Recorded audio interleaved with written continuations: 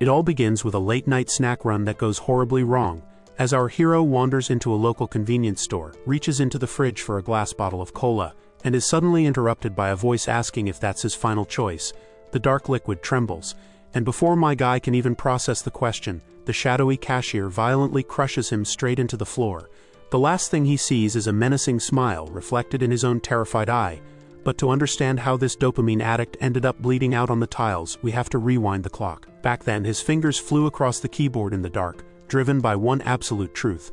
Our boy was a hardcore dopamine addict, burning through obsessions like wildfire, from idol groups to ancient history, and then throwing his body into extreme sports, martial arts, and parkour, chasing every possible thrill just to get his fix. But when the physical highs stopped hitting the same way, he turned his sights to the digital world, sinking into the glow of his monitor, even though gaming was the one vice he'd sworn he'd never touch, because every time he logged on it dragged up the crushing memory of his mother ignoring his 31 missed calls.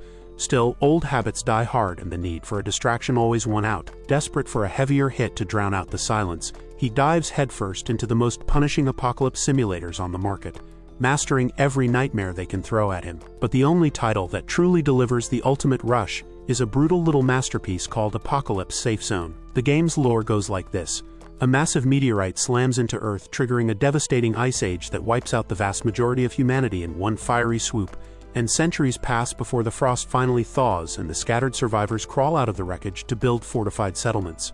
Or at least that's the official premise, setting the stage for a frozen wasteland divided into 9 distinct territories, ranging from the tame candy and cola zones to the completely unhinged cocaine and knife zones. When booting up, players can pick any of these starting areas except knife, and they drop into the world in the body of a 10-year-old child, starting a frantic decade-long grind to prep for the end of the world, because the exact second they hit age 20, the second apocalypse kicks off. This entire early game growth period acts as phase 1, but as our boy knows all too well, the real bloodbath starts right after. Once that second cataclysm hits, the genre shifts to pure survival, and everyone has to defend themselves against invaders from other zones, which is where the initial difficulty setting really matters, since enduring a harsher environment naturally forges players with vastly superior stats.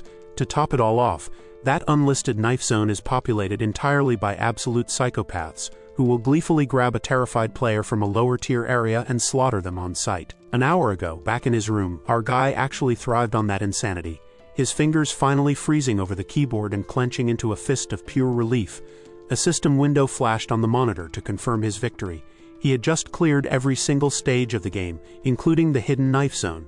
So he quietly slipped off his headset, picked up his phone and hit upload on a strategy guide detailing exactly how to survive the nightmare. He considered writing these walkthroughs a little hobby because he wanted as many people as possible to experience the game's brutal glory, and almost immediately, his phone buzzed with a notification from a user named Home Protector, a guy who was absolutely losing his mind in the comments over a strategy that required massacring an entire town just to start the run. But before our guy could even reply, another user named Kush Potato chimed in to aggressively tell the newbie to shut up and read the damn guide. Normally he deleted toxic comments on site, but he decided to let the banter slide for once, casually tapping out a reply to a different user to explain that unlocking the hidden zone was as simple as clearing every single other ending first, which prompted Kush Potato to immediately fire back at him too, completely baffled that anyone could actually follow such psychotic instructions. Our boy just stared at the monitor in silence, and flinched as a notification popped up to announce Kush Potato actually blocked him, a realization that made him scream in frustration at the sheer disrespect. He scrolled past the rest of the critics, ignoring Home Protector's complaints about his mass murder strategies and Safe Zone 8 treating the guide like a joke, until he spotted a genuine thank you from a user called TAEJEONGTAESEBEYONCE.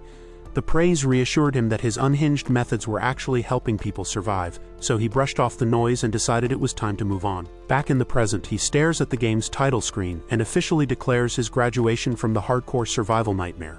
Wandering out into the cool night air to find himself completely aimless, his blood dopamine levels are already crashing back to zero, leaving him desperate to find a new thrill to chase. But as he walks, a sudden glow catches his eye. A brightly lit convenience store sitting right where there definitely wasn't one before, and he steps inside to scan the shelves of candy, cola, and cigarettes, pausing when he spots the kitchen knives and unicorn plushies that perfectly mimic the game's safe zone. He figures it must be some absurd, unofficial collaboration. so he snaps a quick picture to document the owner's hardcore fanaticism and tosses it up on the forums, where a user named HomeProtector immediately DMs him for the exact address. The mysterious cashier interrupts his thoughts to ask that same fateful question, making our guy feel a little self-conscious about snapping photos. So he awkwardly averts his gaze and notices the bottle doesn't even have a barcode, just as the shadowy clerk raises a weapon behind him. The cashier praises his choice right as the blunt force smashes into his skull, and everything goes black until he abruptly crashes face first onto solid ground. He snaps his eyes open in shock to find himself strapped into a strange white uniform, but instead of panicking, a calm amusement washes over him as he realizes he's just been handed a brand new source of dopamine, while Couche Potato is right next to him, absolutely losing his mind and screaming a foul-mouthed rant about being isekai'd into the exact survival game our hero just beat. Out in the snowy village, our boy lets the kid vent for a second, then asks if he also picked the candy cola zone back at the convenience store, casually connecting the dots to see if the blonde cadet's online handle happens to be Couche Potato. The kid freezes, and our hero realizes he is stuck in this nightmare with a notoriously toxic forum hater. Couche Potato immediately gets defensive, demanding to know his companion's username in return, but Hatham just pauses, struck by the sheer irony of the situation. He remembers it clearly. Just days ago, he blocked this exact user for trashing his strategy guides. Knowing things will get incredibly awkward if he drops his real username, our hero smoothly lies and introduces himself as T. Balrog. The blonde buys it immediately, asking if the infamous HomeProtector leaked the store address to him too, and Hatham falsely confirms it, which sends the kid spiraling into a fresh panic over being dragged into a survival nightmare. The pieces finally click together for my guy. HomeProtector must have shared the address online, and this poor hater just happened to visit the store and get swept up in the transmigration. But this realization brings a much darker implication. If the blonde cadet got dragged in, it means there could be dozens of other players spouted across the game's different zones, and once the second apocalypse hits, they might be forced to cross swords in a brutal battle royale just to survive. Our boy shakes his head to clear the terrifying thought, deciding to focus on the immediate nightmare in front of him, which is exactly when Couche Potato lights up with a sudden burst of gamer hope. The kid enthusiastically starts rambling about standard RPG mechanics like quests and skill points, before dramatically shouting commands into the snowy air, fully expecting a glowing status window to answer him. Rewind to just after they woke up, where he had already tried this exact routine in the silent courtyard. He desperately spammed every system command he could think of, only to slump to his knees in absolute defeat when the air stayed completely empty. Left with zero starter perks, he bitterly cursed the sheer unfairness of being thrown into a hardcore death game as a 10-year-old kid. Back in the present, Couche Potato awkwardly clears his throat to walk back his earlier swearing. Exhausted, he slumps against a wall and changes the subject to ask his new companion how far he got in the candy cola zone before getting isekai'd. Our hero hesitates, well aware that he is the only player in the world to ever clear the hidden knife zone, so he intentionally downplays his progress and claims he only reached the love unicorn stage. But instead of buying it, Couche Potato points an accusing finger and calls him a flat-out liar. The blonde cadet frantically argues that only Dopamine Addict and his hardcore followers ever cleared that hellscape, which makes our boy narrow his eyes at a glaring contradiction, because for a guy who supposedly hated his guts, Couche Potato seems to know an awful lot about his clear records, completely oblivious to who he's actually talking to. The kid blurts out that he's secretly a massive Dopamine Addict stan who read every single guide, pausing as the sheer embarrassment of his own confession catches up to him before his face flushes with intense fiery rage. And my guy just watches this meltdown unfold, barely hiding a psychotic little smile as the truth comes out. The blonde cadet furiously stomps his foot, ranting that he upvoted and commented on every single post only for that ungrateful prick to block him, which makes our hero realize this isn't a true hater at all, just a dedicated fanboy with some deeply bruised parasocial feelings, earning the kid a reluctant little bump in Hatham's internal evaluation. Brushing past the sheer absurdity of being isekai'd with his own biggest stan, he gets right back to business, flashing a wicked smirk as he finally declares his grand survival plan. He drops the bomb, declaring his intention to become an illegitimate child, a highly controversial psychotic strategy he personally wrote and posted on the community forums back in the real world, detailing how the Candy Cola Zone is ruled by a powerful military faction out in the snowy plains. The absolute commander of this frozen region is a terrifying figure, the ruthless warlord Hayden Goodman, and the entire route revolves around conning this dangerous boss into believing our boy is his hidden heir. Couche Potato immediately calls him insane, warning that speedrun strats won't work in reality, but our boy just calls him a chicken and turns to walk away.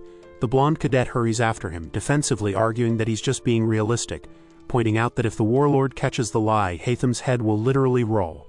My guy playfully mocks the panic while the fanboy insists he's just looking out for him, though internally he admits the kid's terror is completely justified. Rewind to just moments ago, right after they were dragged into this apocalyptic nightmare, trapped in the frail bodies of 10-year-olds where death could come at any second. But as Hatham placed a hand over his own chest, he realized his heart was beating with a perfectly steady rhythm. He isn't terrified of the danger at all. In fact, our boy is riding a massive surge of euphoria. He leans fully into the madness, telling Couche Potato he doesn't care if he dies executing the con, and casually suggests that getting killed might just be the fastest way to log out and return to reality. The blonde cadet looks genuinely horrified by this suicidal logic, but as the system secretly rewards the lunacy with a dopamine up notification, Couche Potato screams in absolute frustration. The poor guy pulls his hair out, completely unable to comprehend this crazy bastard. Defeated, Couche Potato asks what he's supposed to do now, since the illegitimate child route is strictly a solo mission. Hatham just strokes his chin, already calculating the perfect use for his new companion. He asks if the guy has completed his military service yet, to which the kid indignantly replies that he just turned 20. Hatham's smile widens as he notes that it's a very good thing the kid hasn't served yet. Flashing a smug grin, he cheerfully informs the terrified fanboy that he is enlisting in the army. Couche Potato is absolutely floored by the sudden mention of a military draft, but our hero coldly reminds him of their grim reality. They're orphans. He breaks down the game's lore, explaining that this frozen hellscape is divided into 9 safe zones. The first apocalypse was triggered by a massive meteorite slamming into Earth, and from that crater, hordes of unidentified alien monsters poured out to ravage the land. To escape the slaughter, the elite unicorn zone fled straight into the sky, while the beer zone submerged itself deep into the ocean, leaving the remaining land-based territories to constantly wage bloody subjugation wars against the alien threat. Hatham points out that if they just sit around, they'll eventually be dragged into those meat grinder battles anyway. The hardcore survival system ruthlessly forces even 10-year-old players to participate in these brutal subjugation events. And since they have no home and absolutely no one to protect them, enlisting early is their only practical way to secure room, board, and the firearms training they desperately need. Couche Potato reluctantly concedes that survival has to come first, but immediately panics over one massive flaw in the plan. He doesn't speak a single word of English. Hatham pauses, suddenly realizing a crucial detail about this hardcore world. Moments ago, he had realized the game never received a Korean localization patch, a detail that became highly relevant when he handed over the enlistment application, casually telling the blonde boy the paperwork was already submitted. Since the Cola Zone was desperate enough to accept 10-year-olds, approval was basically guaranteed. Couche Potato furiously complained about the lack of a translation patch, completely unaware that our boy had filled out all the English forms for him. Back in the present, Hatham tells his panicking companion to relax, instructing him to just agree to everything the officers say. Couche Potato looks highly skeptical of this foolproof plan, but he does notice one strange detail. They are the only ones speaking Korean, yet none of the NPCs around them seem to even register the discrepancy. Our boy realizes the game's chaotic post-apocalyptic lore, which mashed surviving nationalities together, just handed them a massive linguistic loophole. Minutes ago, Hatham had immediately capitalized on this discovery, instructing the fanboy to record all important information in their native tongue. This would serve as an unbreakable secret code that the locals could never decipher. He laid out this brilliant strategy right before casually dropping the absolute bombshell that they would be separating immediately after enlisting. Couche Potato assumes our guy has real-world military experience and tries to change his mind. He begs to team up so they can clear the game faster, but Hatham flatly rejects the idea, insisting he needs to execute his solo bastard strategy. Still, the suggestion makes him pause and think, because if the two of them were dragged into this world, it's highly likely other transmigrated players are out there too. So he decides to establish a strict code of conduct for when they inevitably cross paths. He remembers it clearly. As he gave his final instructions, Hatham told Couche Potato to just memorize his orders and try not to look completely incompetent. With that, our boy casually turns his back to declare he's running solo from here on out, a move that makes the panicked blonde cadet scream after him, desperate to know what English name he actually wrote on the application form. Hatham just smirks and points out that the enlistment officer is already reading it, and right on cue, the man calls out the ridiculous alias, triggering a shriek of absolute humiliation as our hero leaves his newly dubbed companion behind to confirm the enlistment was a success. Now entirely alone in the snowy outskirts, he sets his sights on his real objective, Luna Moon's grave, where he needs to dig up a crucial item known as the Bastard's Mark. He recalls the game's lore, remembering how that item was deeply tied to the tragic backstory of Commander Hayden. Before becoming the ruthless warlord of the Cola Zone, the man was nearly killed in action, only to be miraculously pulled from the brink by a combat medic named Luna Moon. The two fell deeply in love and eventually conceived a child, but driven by sheer ambition, Hayden abandoned his new family to marry the previous commander's daughter and inherit the older man's absolute authority. He swore to his lover that he would send for her and their baby once his position was secure, a promise he could never keep because shortly after, Luna mysteriously vanished into the cold. A sudden shattering sound snaps our guy out of his thoughts, and he quickly ducks behind a snow-covered structure as a drunken slum dweller stumbles past. Realizing he can't afford to get caught out here, he holds his breath and waits for the local to wander off. He recalled from countless playthroughs how the commander spent years desperately searching for his lost love, completely unaware that she was already dead and buried right here in these very slums. When he finally stands over the snow-covered mound, our boy feels a brief pang of guilt about grave robbing, but he quickly pushes the hesitation aside, since the item buried inside is essential to his survival strategy. He drops low to brush away the frost, only to freeze in shock, because the dirt beneath his fingers is completely soft. Another player has already dug up the grave. Years ago, a devastating plague swept through the slums where Luna Moon resided, and while the healthy fled, she heroically stayed behind as a combat medic to tend to the abandoned sick. Tragically, her selfless dedication meant it wasn't long before the disease claimed her too, leaving the surviving patients to build a humble tomb to honor her sacrifice. Back in the present, the eerie silence of the snowy night is broken by the steady rhythm of our boy's shovel, and as he reflects on the medic's noble character, noting the bitter irony that she hid from Commander Hayden in a plague-ridden slum, the blade strikes something solid beneath the frost, making him realize her tragic choice actually worked out perfectly for his run. But brushing away the loose dirt, he freezes in shock, because the coffin is already open, and just as he suspected, the commander's token is completely missing from the skeleton's chest. In the original game's walkthrough, the instructions explicitly tell players to retrieve the warlord's token from this very tomb, because to be recognized as his illegitimate child, you absolutely need the dog tags he gave her. Our boy lets out a heavy sigh as he stares down at the skeleton's empty laced collar, realizing he really was one step too late and someone else already swiped the crucial quest item.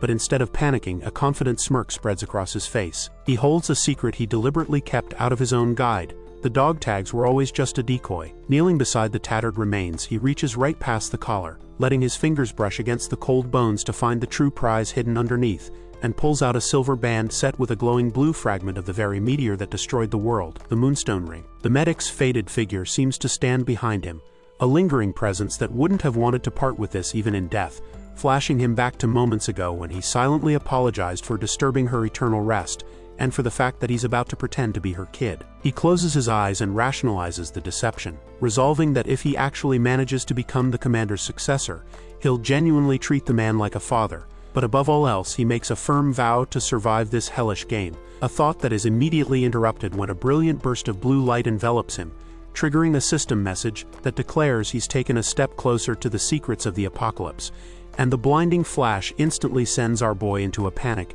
terrified that the glowing beacon is going to expose his position to the entire base. But his terror quickly turns to absolute awe as a floating window materializes before him, granting him partial system access and offering a highly exclusive perk. He stares at the glowing text, his mind racing as he scans the available features, and notes that the global chat function is still firmly locked. Pushing his curiosity about the other menus aside, he decides to prioritize checking this mysterious perk first. The UI officially welcomes him under his legendary username, DOPAMINEADDICT, and reveals his ultimate reward for being the only player to clear every single zone: the broken ability to inherit his massive backlog of past titles. In this game, equipping a title can drastically alter NPC interactions, meaning something like the Luna Moon's friend tag will automatically grant him massive favor with anyone who loved the late medic. Knowing he has to face Commander Hayden tomorrow, Haytham strategically locks in that exact title to prepare for the meeting, and as he fiddles with the silver band, the sheer scale of his advantage hits him.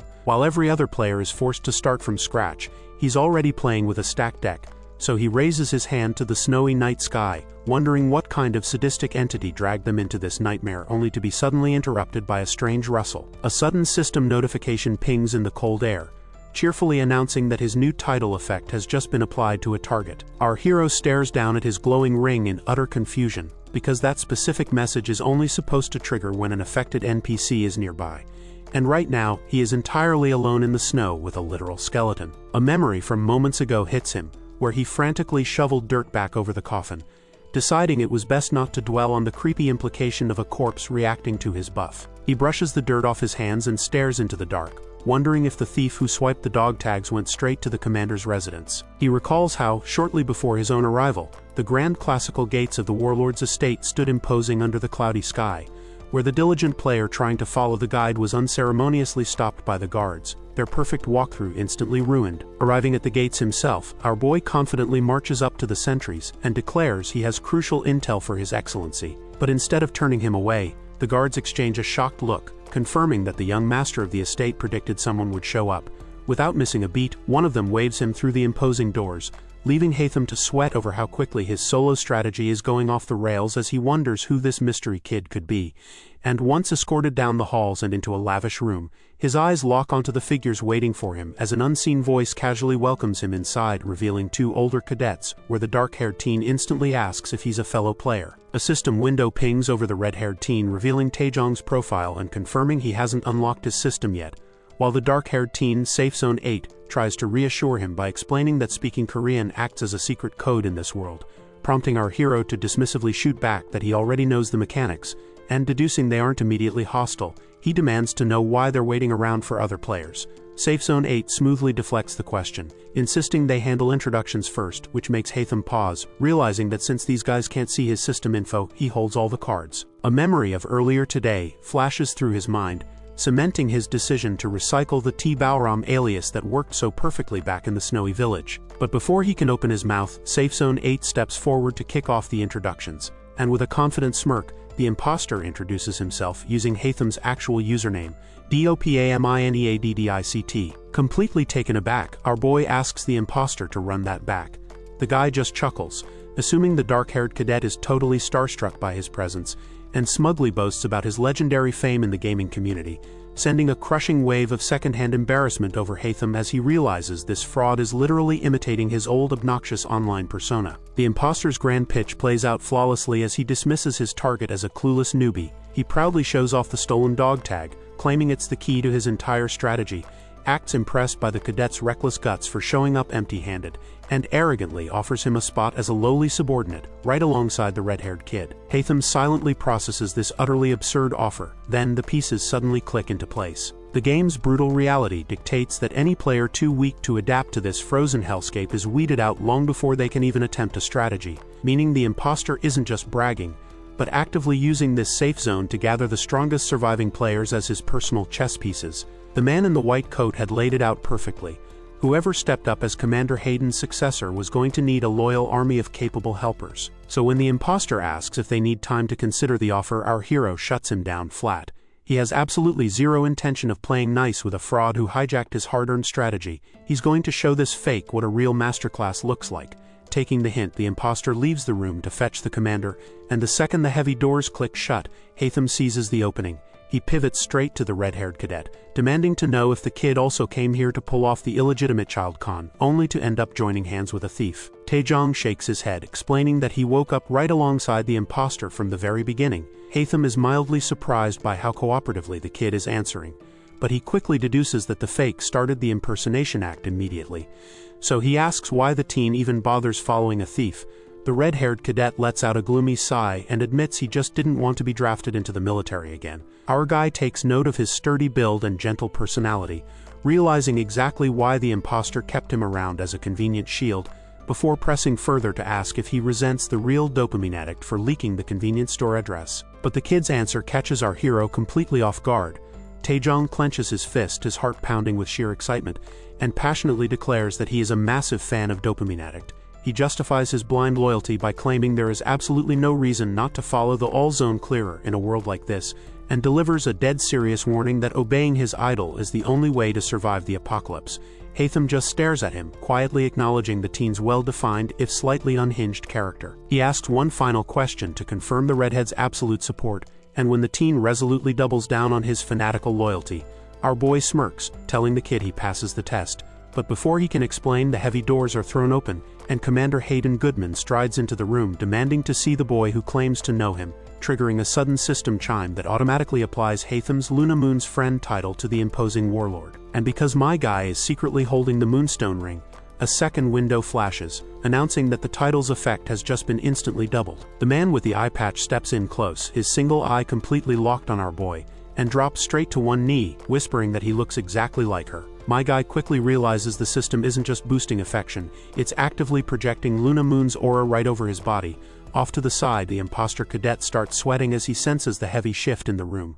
But ignoring the fake's loud interruptions, the protagonist casually digs into his pocket and pulls out the moonstone ring, presenting the glowing blue gem as his mother's final keepsake. Commander Hayden stares down at the silver band, his face totally unreadable, before turning a deadly glare toward the imposter and demanding an explanation. He reminds the terrified kid that he just claimed to be his flesh and blood, his voice dropping to a terrifying growl as he asks why his woman's ring is in someone else's hands. Safe Zone 8 completely panics, frantically spinning a new lie that our hero actually stole the jewel from him, but the warlord instantly barks at him to shut his mouth, freezing the fake dead in his tracks. The commander issues a lethal warning that he won't tolerate any more deception, while Taejong stands completely lost, muttering that the strategy guide explicitly mentioned a dog tag. A horrifying realization suddenly washes over Safe Zone 8, and he stares at our boy, desperate to know who this kid really is. Clutching his useless piece of metal, the imposter screams his demand, only for Hatham to calmly taunt him right back, just as a fatal system notification flashes before them. The window coldly announces that Safe Zone 8 has failed the strategy, and will now be eliminated. Before anyone can even react, the imposter drops dead on the floor, leaving Hatham to watch in absolute shock as the system seamlessly transfers the dead man's items straight into his own inventory. Years ago, he watched the game's brutal mechanics play out as medics hauled away the fallen. The realization hits him that the system just registered this entire stunt as a successful player kill. Hatham stares down at the fresh corpse, wondering if failing a strategy in this world actually means permanent death. He theorizes that getting flatlined here might just wake them up back in reality, but the brutal finality of the system's execution still leaves a chill in the air. Attention completely lost on Taejong, who is having a full-blown panic attack against the wall until our boy tells him to take a breath. He casually drops the bomb that the dead guy wasn't dopamine addict at all. He brings up the redhead's fanatical forum comments to point out the sheer irony of the situation, and with a triumphant smirk, finally reveals that he is the real dopamine addict. Taejong is still struggling to process the massive revelation, stammering out a question of whether our boy is seriously his gaming idol. So the dark-haired teen casually pulls up the redhead's status window to prove it, pointing out that since the kid hasn't unlocked the system yet, he wouldn't know, making Taejong's eyes go wide as his own stats reflect in the air. Our hero just smirks, internally relieved his hardcore strategy guide hasn't failed him yet, while the fanboy immediately drops to his knees to loudly apologize for his earlier disrespect, confirming just how obvious his fake tough guy act had been. The kid leans in with starry-eyed worship, but my guy quickly shushes him. He warns the redhead to keep his identity a total secret, explaining that not every player in this death game is going to be a friendly face, before ordering Taejong to strictly use his new alias, Hatham, which the ultimate fanboy eagerly accepts. He remembers it clearly. Earlier today, he secured the kid's absolute loyalty by promising to keep him alive through the zone, noting with a sly smile just how incredibly easy this fanboy was to manipulate. Back in the present, our boy considers their current location in the relatively easy Cola zone. He knows full well that scouting this brutal world in a young cadet's body comes with some severe physical limits, so he clenches his fist in his pocket to ground himself against the sheer weight of the challenges ahead. A notification pings as he glances down at the glowing moonstone ring in his palm, reminding him of a fact from his countless playthroughs. Every single zone contains a unique meteorite item. However, acquiring this specific one has triggered a brand new, unprecedented quest, the Secret of the Apocalypse. The system partially unlocked the exact second he touched the ring, which confirms that collecting the other fragments scattered across the map will eventually piece together the truth behind this world's doom. The realization hits him that his mission isn't just about preventing the apocalypse anymore, but actually solving it, and with a faint smile, my guy accepts that this reality is far more complex than the game he mastered. Shifting gears, our boy lays out their alibi for when the commander gets back, telling the redhead to play the victim and claim he was duped by Safe Zone 8, before promising an introduction to another player once the dust settles. The second he drops the name Kush Potato, Taejong instantly recalls the toxic forum hater who relentlessly flamed the strategy guide.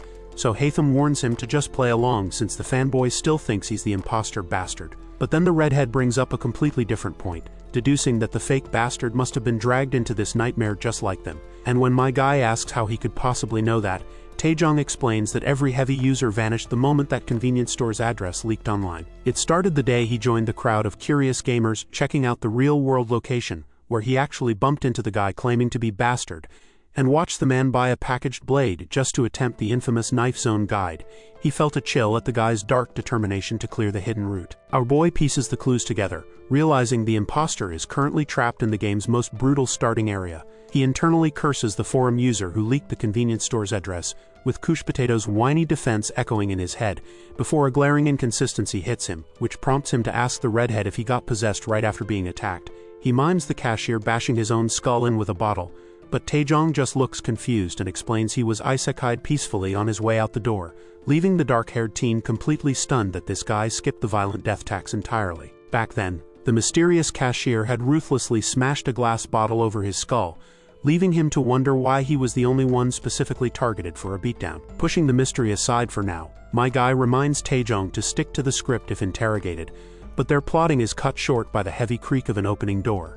A young cadet steps inside with a rifle to announce that the commander is officially summoning him, and with the make-or-break moment finally here, our hero steps forward to execute his master plan. He's escorted into a grand sunlit dining room, where Commander Hayden waits at the head of a long table. Our boy takes his seat, silently marveling at just how effectively his title's illusion worked on the warlord, who reveals he sent Taejong away so they could speak privately and finally addresses the teen by his new name. The emotional conversation they had earlier today, where Hayden confessed to searching for Luna Moon for years. Haytham played his part perfectly, explaining his mother had been living in the slums before delivering the crushing blow that she was already dead and pointing the man straight to her grave. Hayden's fist clenched in grief as he completely bought the tragic lie, and when the commander vowed to make up for lost time, our hero recognized the specific line of game dialogue. He knows that phrase is the exact trigger confirming he successfully cleared the illegitimate child strategy. Right on cue, a notification pings to officially unlock the 3 reward selection. Haytham smirks internally, because this is just the first step to claiming the commander's seat, and he knows the warlord will judge his worthiness as a successor based entirely on what he asks for. Earlier during the negotiation, when the commander first asked for his wish, our boy already had his opening move perfectly mapped out. He looked the warlord dead in the eye and asked him to frequently visit his mother's grave. It was a brilliantly calculated play. The regular visits would publicly cement Hayden's favor, while forcing the man to inspect the slums would naturally skyrocket Haytham's own reputation as a benevolent successor. Hayden is deeply moved by the selfless request and solemnly promises to honor Luna Moon's resting place. So as the system confirms the updated tally for his first reward, Haytham immediately begins contemplating his next 2 moves. But before the teen can speak, the warlord silently observes his scraped hands and suddenly shifts the topic, a pivot that catches the boy completely off guard when he declares that they should eat first, gesturing to a lavish spread that is quickly brought out to the table. Our boy stares at the spread in absolute shock, stunned by the fresh bread, crisp salad, and actual meat that are practically myths in this post-apocalyptic wasteland, though he quickly schools his expression to politely thank the commander for the generous hospitality. While over in the background, Taejong frantically bows to a very annoyed Couche Potato in a desperate bid to smooth over their earlier friction. With his squad's drama settling down, Haytham finally relaxes into his role and picks up a piece of bread to enjoy a well-earned meal. But the second he readies a bite, the food vanishes from his fingers in a sudden flash of light. He stares at his empty palm in pure disbelief as his mind races to understand what just happened. A loud clatter breaks the silence when his hand drops to the table, and Hayden leans forward with his single eye locked dead on the empty fingers, a stare that leaves the teen terrified his entire con has just been exposed. Hayden grabs the boy's arm, admitting he hasn't been paying close enough attention, and points out that the gruesome injury has completely vanished.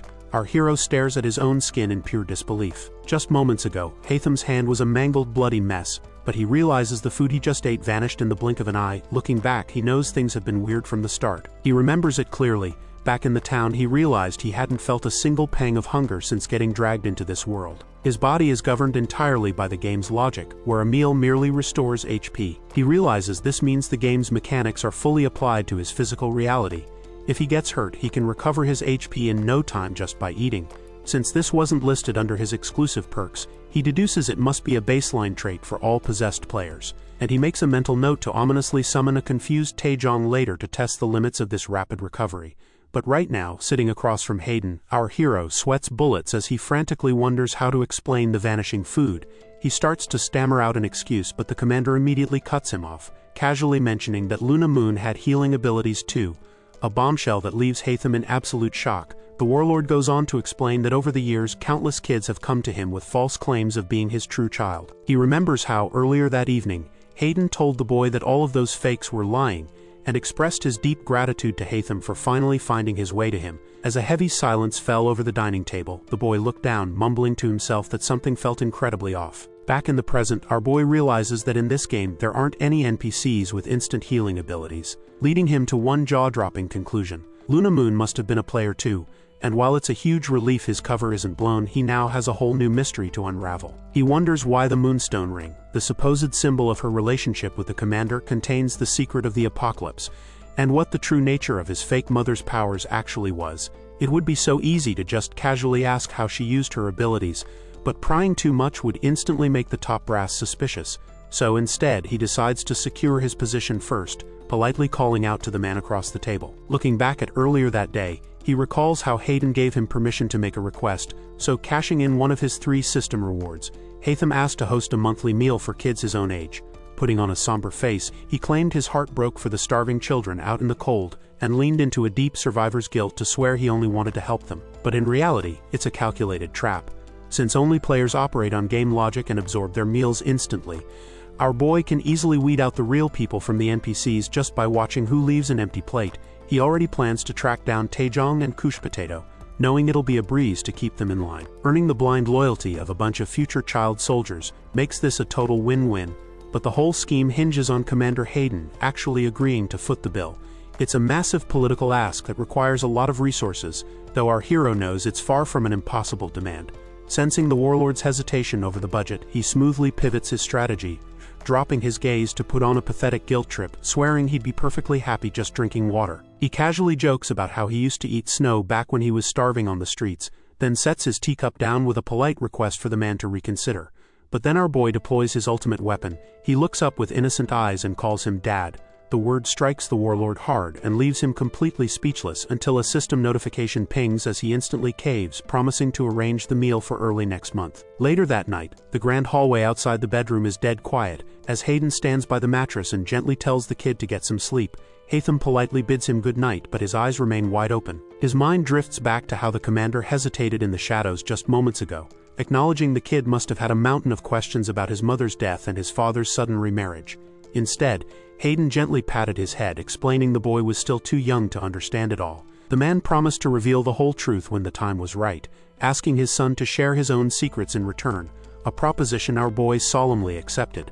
Satisfied that it was settled, Hayden nodded but paused at the door before leaving, awkwardly mumbling that the kid could call him Dad whenever he wanted. Hatham smirks in the dark, realizing just how super effective that Dad card really is. He fully intends to abuse the title whenever he needs a favor, knowing he'll need the warlord to manage his shelter down the line. Suddenly, a glowing system window pops up in the pitch-black room, announcing that the global chat feature is now active. Our boy bolts upright in bed, eyes wide as the notification confirms a second player has officially unlocked the game's interface. He immediately pulls up the prompt for the global public chat and slams the enter button, eager to test his theory that finding a meteorite item is the universal trigger. The system pings, confirming that Dopamine Addict has joined the channel. But a split second later, a second notification drops a bombshell. The imposter T. Bauram has also entered the chat. Hatham freezes in pure horror, realizing his unhinged rival just got his hands on a system unlock, which means if the imposter is still trapped in the psychotic knife zone, acquiring that specific meteorite item just triggered the catastrophic genocide route. The game's lore goes like this. The knife zone isn't just some lawless wasteland, it's a literal den of deranged psychopaths, and clearing it requires a strategy just as bloody, because to even survive Phase 1, a player has to slaughter 1,000 of its residents. It sounds impossible, but our boy knows the method. You just need to acquire the zone's meteorite item, the dagger.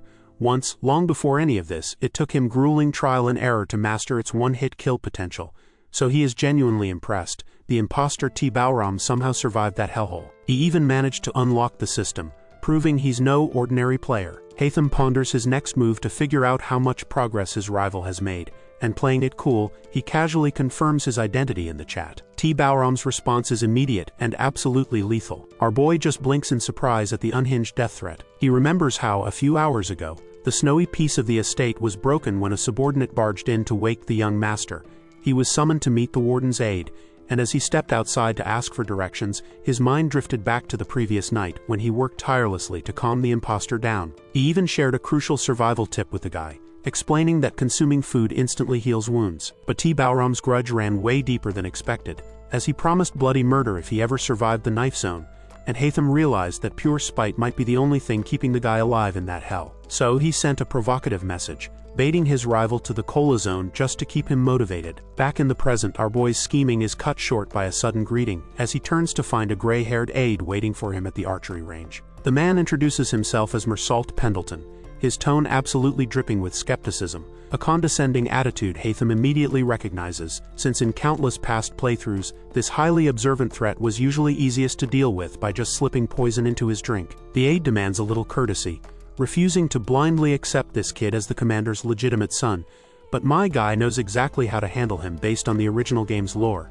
so this time around he decides he won't resort to a quick assassination. He knows the highly capable former child soldier is actually deeply anxious, and that beneath his freezing exterior, he harbors a desperate, secret wish to finally have a harmonious, loving family. Hatham recalls how, years ago, as a young injured soldier standing alone in the snow, Mersault was suddenly approached by a stranger.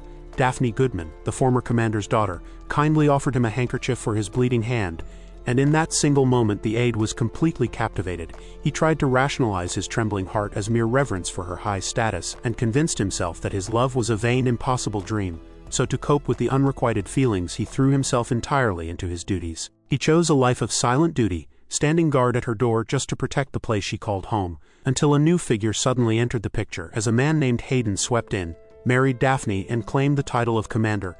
As his newly appointed aide, Mersault quickly discovered the tragic truth behind closed doors. Their marriage was a complete sham, a cold arrangement born out of necessity.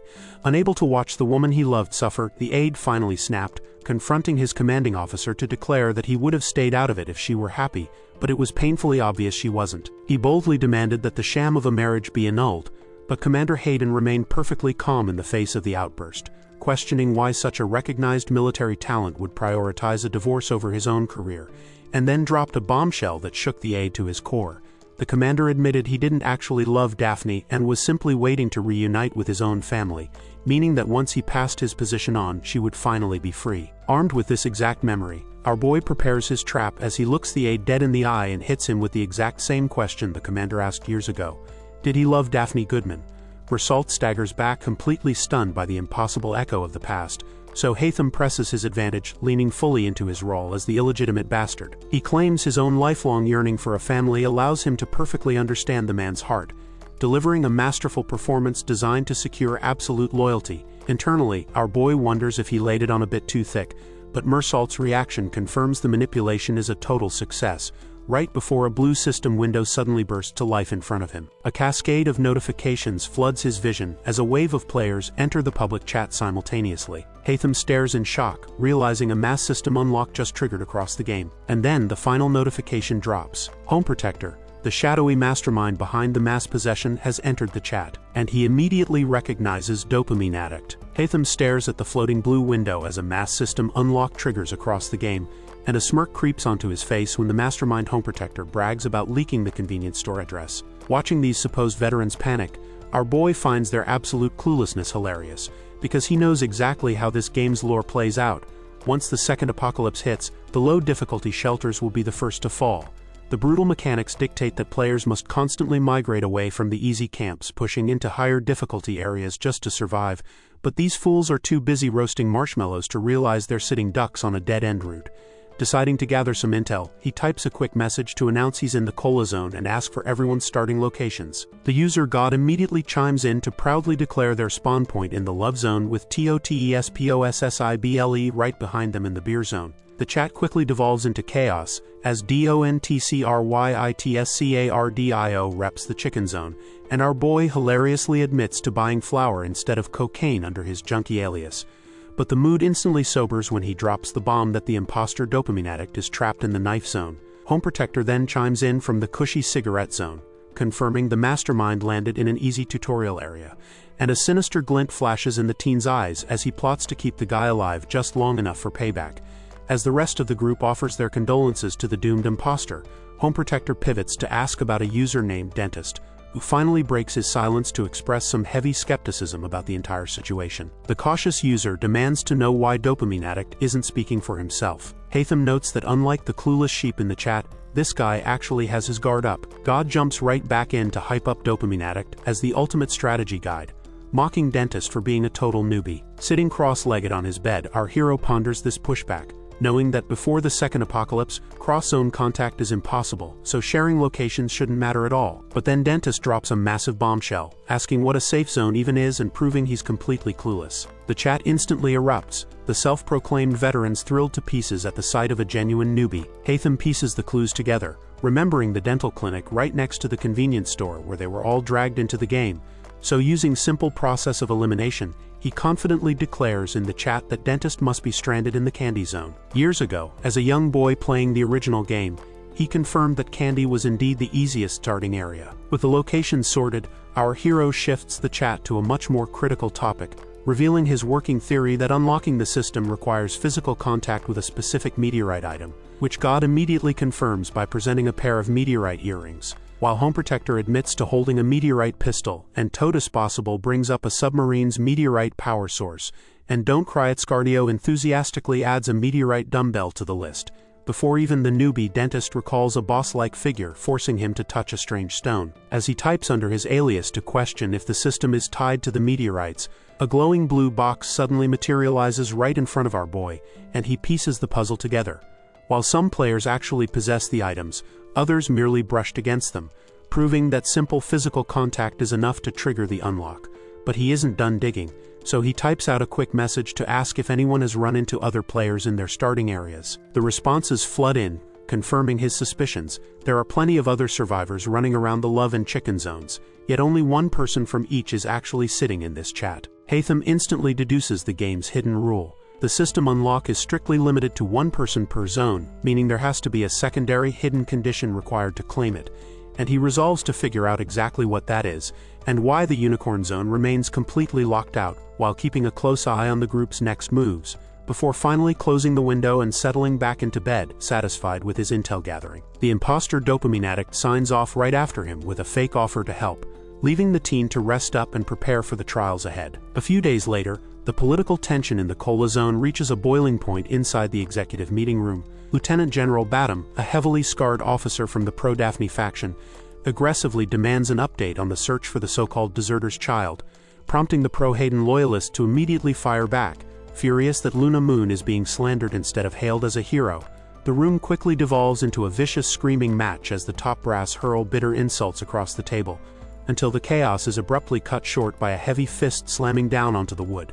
Chief Anlon sternly reprimands the squabbling executives for daring to raise their voices in His Excellency's presence, and he coldly points out that the real issue isn't just locating the kid, but how the commander himself views the situation. Chief Anlon directly demands to know whether His Excellency considers Luna Moon a deserter or a hero, but the commander just sits there, his eye patch hiding any trace of emotion, and calmly defers the loaded question to his supposed son. The heavy double doors immediately creak open to draw every eye in the room, and as the executives turn to look, the system silently blankets them all with the Luna Moon's friend title effect right as our guy steps forward to be formally introduced as the heir. He immediately feels the crushing hostility from the pro-Daphne faction practically burning holes into him, but the teen doesn't flinch, his footsteps echoing confidently as he approaches the table to stand perfectly composed before the divided leadership of the Cola Zone, knowing exactly what he's walking into. Half this room is fiercely loyal to Daphne, while the other half consists of hardened combat veterans loyal to Hayden,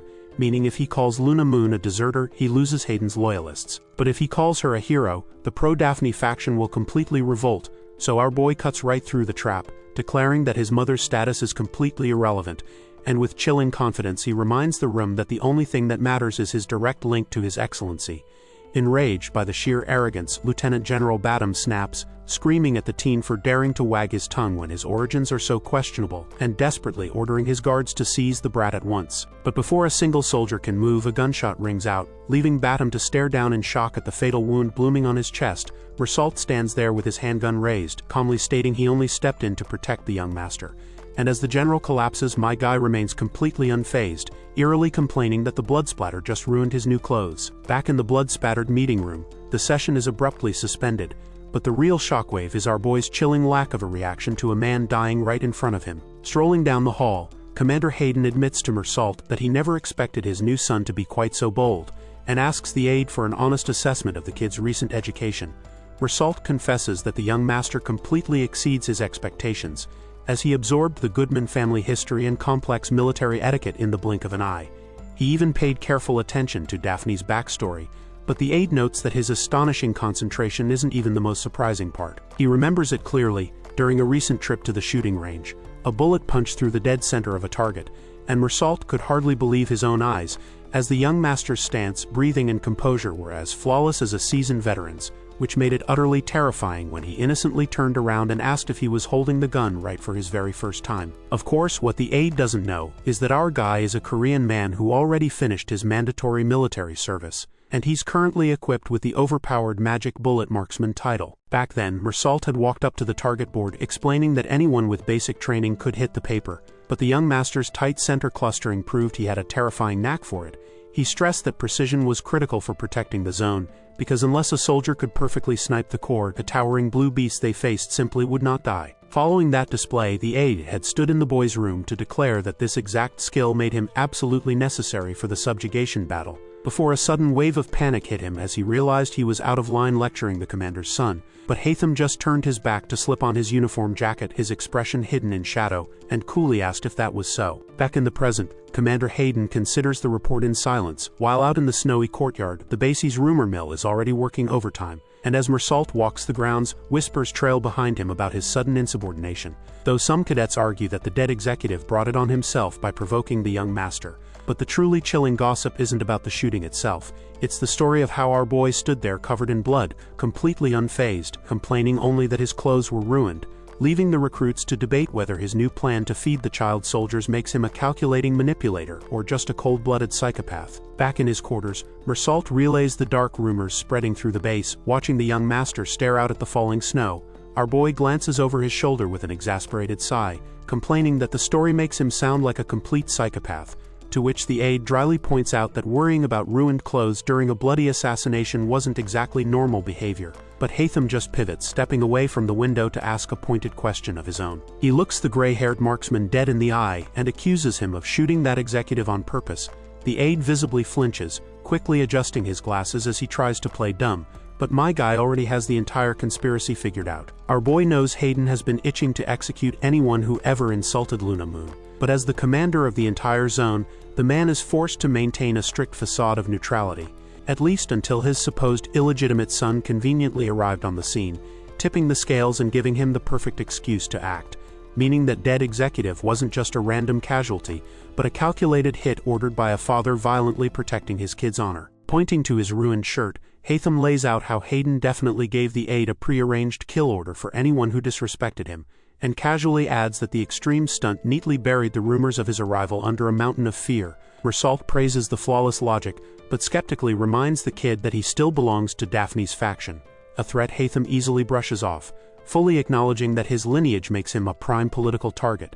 He just stares the marksman down, asserting his authority as the commander's heir and dropping the ultimate trump card, their promise to free Daphne. The aide recalls the exact moment the kid laid out the terms of their alliance, when the boy had sworn to take the commander's seat and finally set Daphne free from her gilded cage, prompting Mersault to look down at the young master and admit that those feelings were the only thing he actually trusted. Shaking off the memory, the aide clears his throat, genuinely impressed by the kid's sharp political instincts, while our boy just smirks at the rare compliment and confirms his plan to host a monthly dinner for the base's drafted orphans.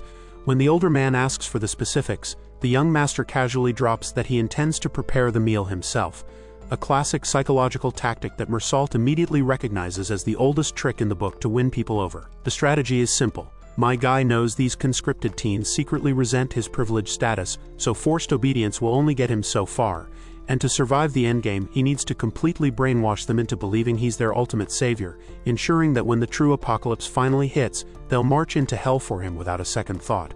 Unaware of the psychotic manipulation at play, the aide waits for the next step, only for Haytham to drop a wild curveball. Before they can cook, they need to go hunting. Assuming they're just heading to the kitchen, Mersault politely asks if he should help prep the ingredients, only to freeze in absolute confusion when his new boss shuts that down, with our hero flashing a confident smile as he prepares to drag the aide out into the snow to catch the main course himself. A few days ago, Mersault was absolutely miserable as he trudged through the freezing forest behind our boy. He complained bitterly that it was completely ridiculous to venture into a live monster zone with only a single rifle, but Hatham just glanced back over his shoulder and calmly asked what the big deal was about a little hunting trip. The silver-haired aide argued that he was only worried about his young master getting hurt, a rare display of concern that actually caught Hatham off guard. Of course, that touching sentiment was entirely self-serving, as Mersault knew Commander Hayden would execute him on the spot if his precious son got so much as a scratch. Maintaining his perfectly innocent facade, Hatham claimed he just wanted to prepare a sincere banquet meal from scratch, and while Mersault acknowledged the sweet sentiment, he remained entirely exasperated by the situation. He bluntly pointed out that if the kid's lack of shooting experience caused an accident, the aide would be the one taking the fall, but our hero arrogantly dismissed the concern, insisting his status as the warlord's son made hunting a breeze. He boasted that he'd taken down monsters barehanded before and told his escort to hide behind him if he was scared, even as he internally admitted that hunting alone would actually be much easier. He only dragged the aide out here to serve as a credible witness to his monster hunting skills, so when Mersault spotted an antler rabbit in the snow and suggested it as the perfect target, our boy just brushed him off, stating a mere rabbit wasn't what he was after. Without warning, he drew a knife and sociopathically sliced his own palm open. As the blood dripped into the snow, he ordered the panicking aide to keep quiet before he scared away the real catch. Suddenly, a heavy presence settled over the freezing woods, and a massive dark hoof crunched into the clearing, cutting him off. A towering hippo pig emerged from the tree line, a glowing blue gem embedded in its forehead. Mersault went into a full panic, aiming his rifle and screaming that these beasts rarely approached humans, while Hatham just stood there, chillingly calm. A system window confirmed the aide's warning, detailing that the monsters were highly cautious creatures that usually stuck to hunting small game. Mersault realized Hatham had used his own blood to lure it out, and demanded to know why he hadn't just used a rabbit for bait. Our guy coldly explained that firing a shot to catch one would have scared the beast off with the stench of gunpowder, so he ordered the aide to step back, fully aware the monster would target them simply because they were outnumbered. With the trap perfectly set, he activated his magic bullet marksman title. He knew from countless runs that the scent of fresh blood from an injured human is enough to make even the most cautious beast attack. Dropping into an aggressive stance, Hatham aimed his rifle and dared the monster to bring it on. A single deafening gunshot rang out across the snowy forest, alerting the nearby scouts, and with his massive prize secured, the teen lowered his weapon, perfectly satisfied with the kill. Sometime later, back at the base's grand outdoor facilities, the feast is finally ready. A group of young cadets arrive, looking nervous and completely out of their element, until they spot a beautifully laid-out table piled high with sizzling, freshly cooked meat. Wearing a dark blue apron, our hero cheerfully welcomes his new squad, handing out massive plates of the hippo pig pork belly, so the kids can finally drop their guard and devour the incredible meal. Meanwhile, manning the grill, Couche Potato bitterly complains that the NPCs get to actually taste the delicious food while their game bodies just absorb it, but his griping is cut short when a familiar voice notes that the two of them haven't changed a bit, and a red-haired teen suddenly bows deeply to energetically greet his new superiors, revealing himself as Taejong, who proudly drops his bizarre username, and is absolutely thrilled to finally meet the infamous forum hater in person, which sends the blonde teen into an instant rage as he demands to know why Hatham didn't force this guy to enlist in the brutal academy like he did. But Hatham calmly shuts him down, noting the older teen's past in camo, as he explains that Taejong already completed his mandatory military service back in the real world. Taejong cheerfully assumes our boy must know how to handle a gun since he is a fellow gamer, completely oblivious to the fact that the boss is secretly being hard-parried by a system title, causing Hatham to instantly snap and scold the idiot for carelessly shouting their biggest secret where anyone could hear. After shutting him down, the young mastermind calls for a progress report on their infiltration, prompting Taejong to proudly reveal he is working as a servant right inside the commander's mansion to easily gather intel from the senior staff. When asked if he has actually overheard anything important, the redhead confidently nods and drops a completely useless piece of gossip about Lieutenant General Radu having an affair, earning deadpan stares from the other two. Pivoting away from that train wreck, Hatham turns to Couche Potato to ask if he has found out anything actually relevant to the upcoming subjugation battle, and the blonde teen reveals a terrifying rumor that the young cadets might actually be drafted for the next major offensive. Analyzing the weather, my guy knows the battle usually hits when the frost melts, and since the snow was piled high during his hunting trip, they still have a little time to prepare. So he asks the fanboy for his actual report, but Couche Potato interrupts to show him something else, pulling out a mysterious ring on a string and prompting Taejong to innocently ask if he got it as a gift. But looking at the item, Hatham realizes the terrifying reality of what this means. It confirms the existence of other players scattered across the different zones. Couche Potato wonders aloud where the legendary dopamine addict ended up, causing Taejong to internally panic since he still thinks Hatham is the real deal. Our boy just listens, secretly plotting to put these two firmly in his debt before he officially drops his true identity, while the blonde teen grumbles that the famous gamer probably wouldn't share his survival secrets anyway. Taejong then asks if they are the only possessed players in the Cola Zone, and they all agree that since they haven't spotted anyone else acting strange, they must be alone here. However, Hatham thoughtfully looks away, hesitating for a second before he decides to share a massive theory. He reveals his suspicion that the legendary hero, Luna Moon, might have actually been a player herself. Glancing at Couche Potato's meteorite ring, Hatham notes that it didn't trigger any kind of magical awakening for the blonde teen, before dropping the absolute bombshell that he has already unlocked his own game system by touching a specific item. Seeing their completely shocked reactions, he easily deduces a hidden rule. Only one person per zone can actually unlock it. Couche Potato immediately spirals into a panic, screaming about what useless extras like him are supposed to do now. Unfazed, Hatham calmly downplays the whole thing, noting that the system is mostly just basic menus and the only truly important tool is the global chat window. But then our hero's casual smirk vanishes, replaced by a dead serious stare as he reveals the true nightmare of their situation. There are currently exactly 8 people sitting in that chat room. Couche Potato is still reeling from the chat room reveal, but he is absolutely floored by our boy's next theory, that the legendary Luna Moon might have actually been a player.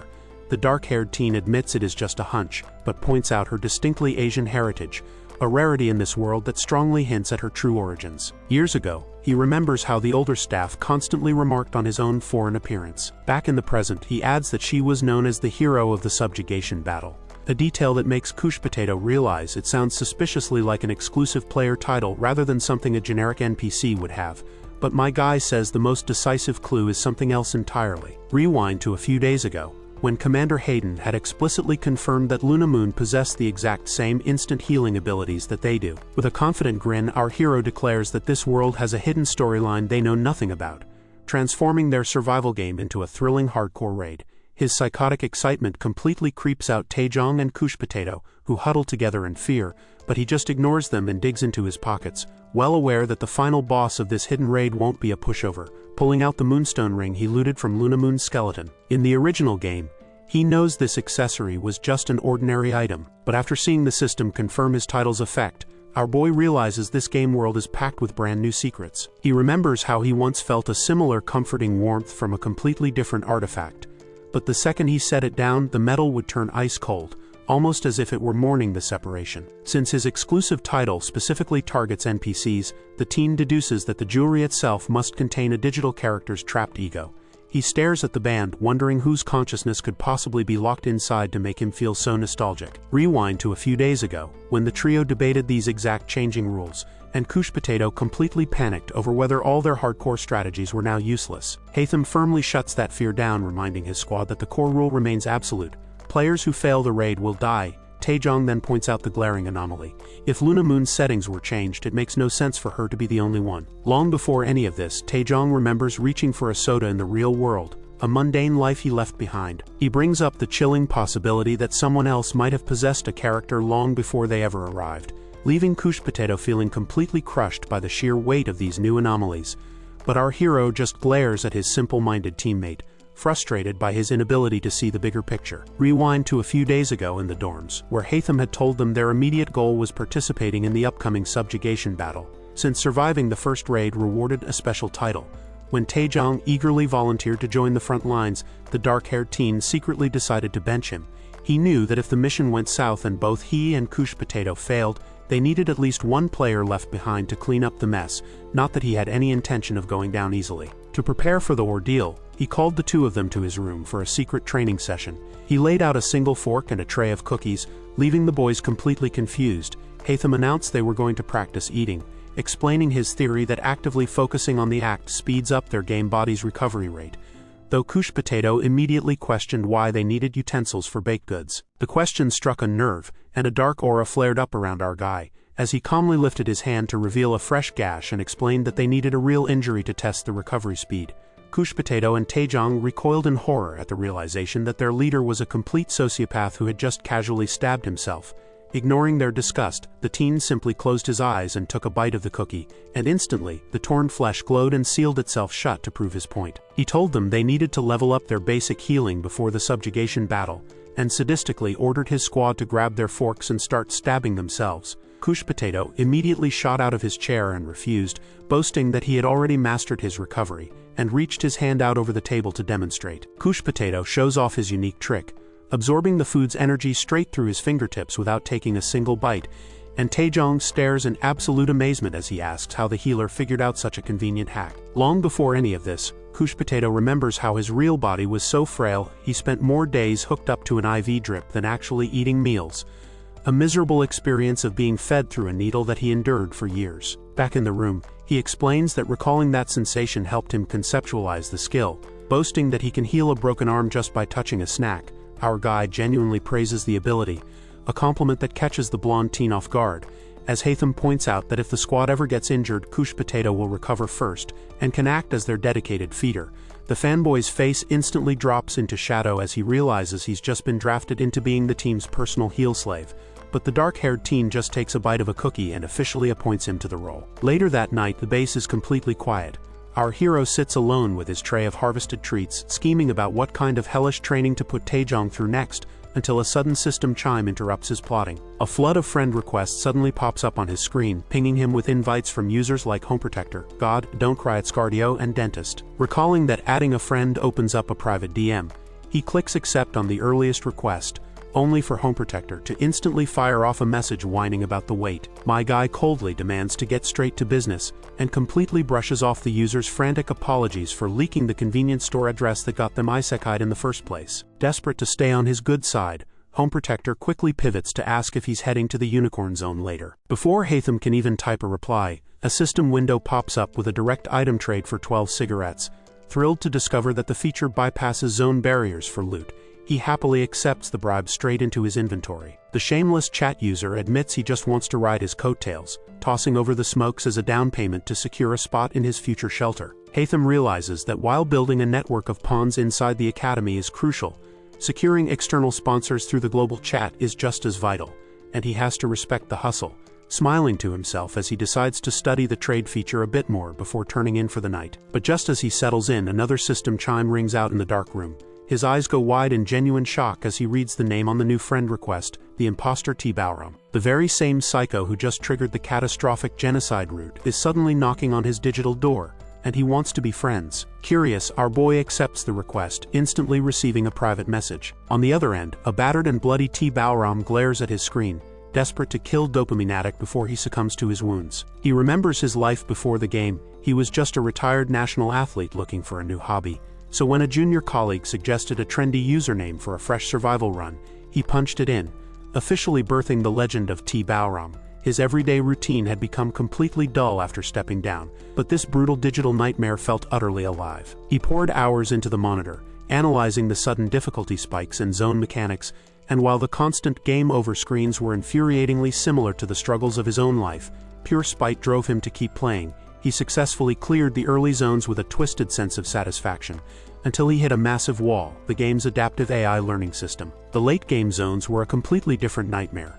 entirely dominated by an AI that had perfectly copied the top player's psychotic playstyle. Time and time again, T. Bowram found his avatar hopelessly crushed into the dirt by the AI clone of Dopamine Addict. Realizing with mounting dread that the entire game's meta had been hijacked by this one player's strategies, burning with frustration, the retired athlete vowed to strike back at the bastard who ruined his hardcore experience, which was exactly when a new strategy post for the hidden knife zone dropped on the forums, authored by none other than his nemesis.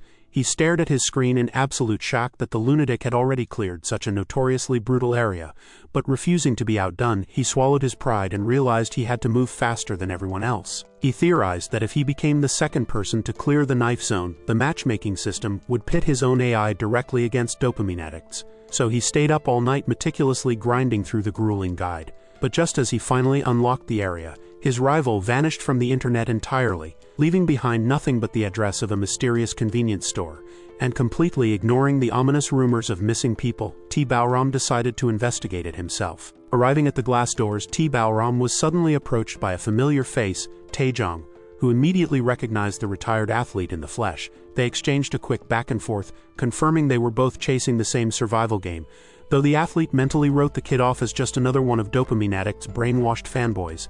Bracing for whatever psychotic trap the guide warned about, he grabbed a combat knife from the aisle and slapped it on the counter, only for the mysterious cashier, his face buried under a cap and mask, to question the lethal purchase with a highly suspicious tone. Strangely, the creepy clerk refused to take his money and offered the weapon for free, claiming he was the very first customer to pick it.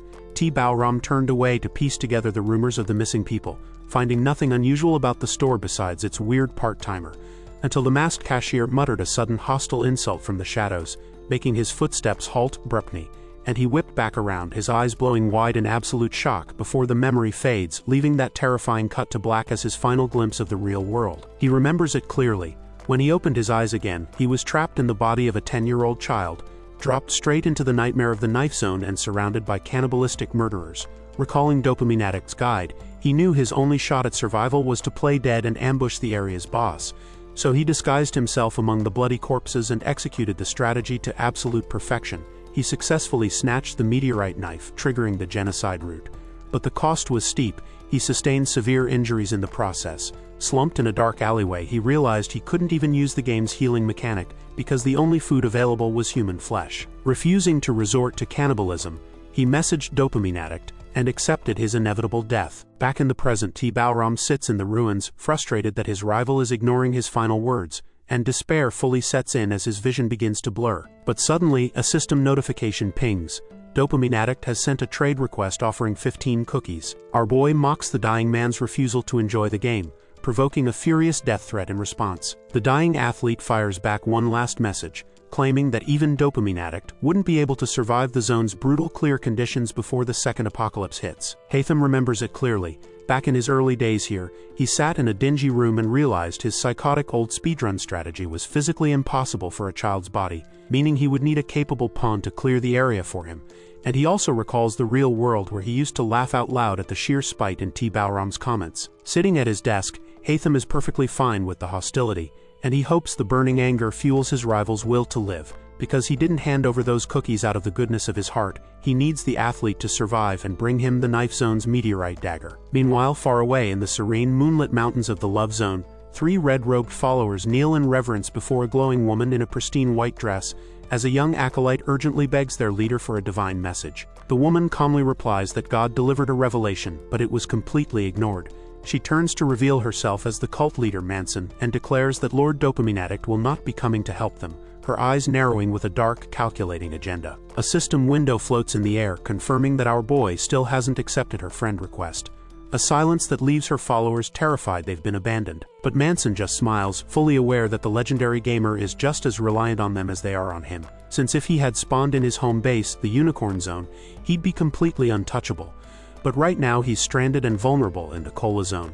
Here in the Love Zone, she is in her absolute element, because long before she was dragged into this nightmare, she made her living as a fake shaman, so she knows exactly how to manipulate people's hearts, which just so happens to be the essential clear condition for this very territory. She remembers the early days of the game, where she used her lucky system unlock to pass off basic notification windows as divine prophecies to the panicked players, stepping right up as their ultimate savior by claiming to be the sole conduit for the voice of God, and commanding her new flock to spread a rumor that a divine messenger would descend in exactly 10 years to punish the non-believers. She knows that anyone holding a meteorite item is going to be a massive target in the brutal war to come. She recalls how she ruthlessly indoctrinated the zone's youth with the promise of the second apocalypse to forge an army of unbreakable zealots, preparing to rule the Love Zone with a sinister promise that this playthrough wouldn't be so easy for our hero. Back at the training grounds, Haytham is putting Taejong through the ringer, and as they run, he asks if the red-haired cadet was an athlete before all this.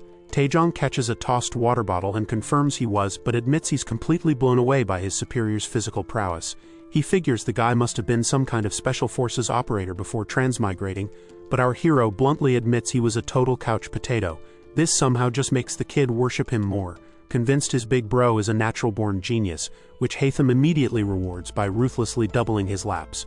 Because the harsh truth is that while the game system grants him an arsenal of overpowered titles, none of them actually buff his physical stats, leaving him sweating through his own laps, trapped in the weak body of a 10-year-old who gets winded after a light jog. He pulls up his status window, reviewing the ridiculous laundry list of titles he inherited as an all-zone clearer. A memory hits him of the simulation range, where none of those perks explained how he was able to perfectly wipe out Platin's elite squad, or how he managed to snipe a monster with veteran-level accuracy. The secret lies in one specific title, Magic Bullet Marksman. It's an overpowered perk that guarantees his first 6 shots will never miss their mark, but in this brutal survival game, every cheat code comes with a terrifying catch. The 7th bullet carries a curse that unconditionally strikes the person most precious to the user.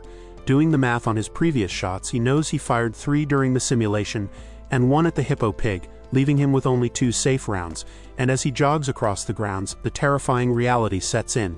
If he pulls the trigger that 7th time, the system will automatically target Commander Hayden, the man who currently holds the highest affinity with him. Frustrated, he curses Mersault for making him waste those bullets during their hunting trip, and decides he has to avoid firearms entirely, until his internal panic is abruptly interrupted by Taejong waving a hand in his face. Haytham awkwardly pretends he was listening to the red-haired cadet's rambling, and nods along as the former athlete eagerly suggests they switch to interval training to maximize their stamina recovery.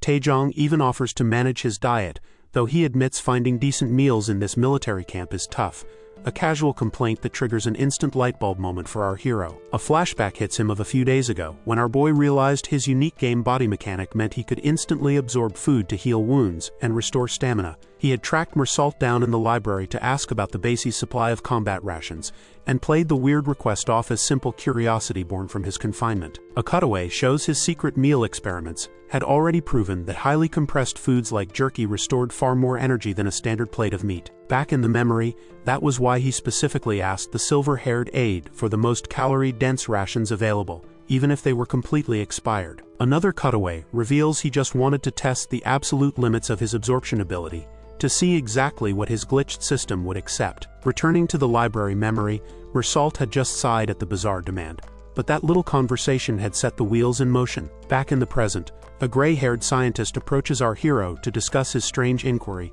and he readily agrees to follow her. She leads him straight to the Zone Security Research Lab, the facility responsible for developing all non-lethal military supplies, where she presents a tray of dried monster meat and offers him a taste of their standard combat rations. He inspects the tough, unappetizing jerky, noting how surprisingly bulky it is, and finally takes a hesitant bite. Chewing with a deadpan expression, Haytham bluntly states that it tastes like a combat boot that hasn't been washed in years, which earns him a highly suspicious look from Mersault, forcing the boy to quickly deny ever eating footwear, while internally sweating over quoting a line straight from the game's script. But before he can explain further, the lab doors fly open, and the lab director bursts in, looking like he's just found a savior, immediately launching into a passionate, unhinged rant about the historical importance of food supplies and the looming threat of starvation.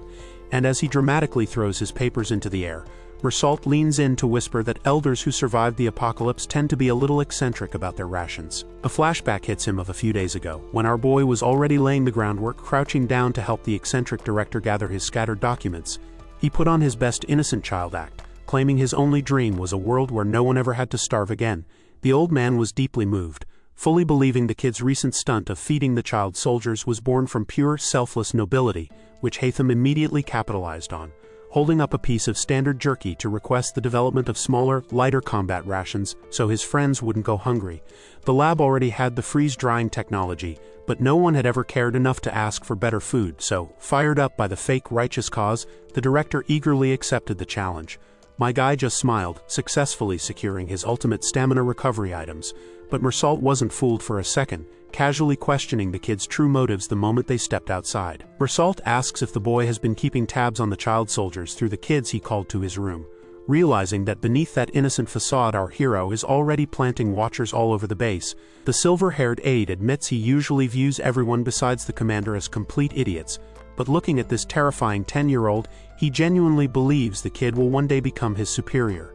My guy just gives him a blank, unreadable stare, prompting Mersault to scoff and assume the boy is just trying to align himself with the winning faction. Before the tension can escalate, a guard suddenly interrupts to announce a mandatory inspection, explaining that leaving the research district requires a strict body search to ensure no classified materials slip out. A flashback hits him of a few days ago, when our boy dealt with this exact same checkpoint routine. He had been inspected by a young guard with red eyes, the son of Lieutenant General Batum, the very executive Mersault had recently assassinated. The aide had formally apologized to the grieving teen for his father's death, which the son quietly accepted before clearing them to pass, and as they walked away, Mersault had calmly explained the boy's tragic background. Mersault notes that Badam had abandoned the child the moment he was born, yet the boy still wept for the monster. He casually mentions that it's a massive relief the kid didn't hold a grudge, because Commander Hayden had secretly ordered the aide to execute Badam's son on the spot if he showed even a hint of hostility toward our boy. The realization of just how ruthlessly Hayden is protecting him clicks into place, and Haytham notes that the rest of the executives have been actively dodging him ever since the assassination. A vision shows the shadowy top brass cowering in their offices, terrified of the commander's new favorite son, but if they're going to keep hiding and plotting in the dark, Haytham smiles, deciding it's time to take the initiative and pay them a little home visit. Meanwhile, in the officer conference room, the pro-Daphne faction holds a tense meeting. They debate the dead monster our boy recently dragged into camp, with some officers convinced the warlord orchestrated the entire stunt just to build his son's reputation, especially since the silver-haired warden shadows the kid's every move. But Chief Anlon sits in grim silence, listening to reports of the brat's chilling lack of reaction to an executive being gunned down right in front of him, before finally breaking his silence to declare the boy a direct threat to Lady Daphne. When a subordinate asks if the white-haired woman has shared her thoughts on the matter, the gray-bearded executive taps his desk and assumes she is carefully deciding her next move. He remembers it clearly. The kid had actively cemented his own standing by handing out meat to the child soldiers. Back in the present, Anlon questions if this is really just the innocent behavior of a child desperate for validation, or if the little monster is plotting something far more ambitious, but they fail to reach a consensus on how to handle him. Meanwhile, the pro-Hayden faction's secret meeting is crashed by a rival officer who presses the nervous executives on why they're being so quiet. The bearded executive covers for them, claiming they were just marveling at young Haytham's hunting skills, which prompts the intruder to pull up a chair and play along.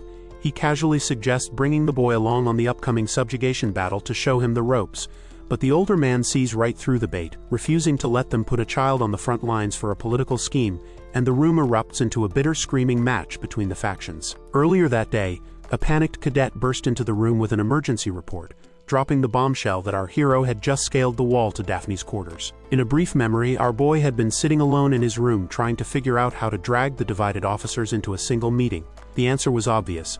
Just poke the one person both sides were fiercely sworn to protect. Recalling the infiltration, he scaled the stone wall of Daphne's estate and dropped into the courtyard, nearly giving a maid a heart attack in the process, and since his formal meeting requests had been ignored, he figured a little breaking and entering was perfectly justified, casually strolling through the massive grand hall, until a sharp voice cut through the chaos, revealing Lady Daphne Goodman herself, glaring down at the intruder from the top of an elegant staircase as the memory fades. A system window suddenly pings over the woman's head, dropping the absolute bombshell that she is a fellow player.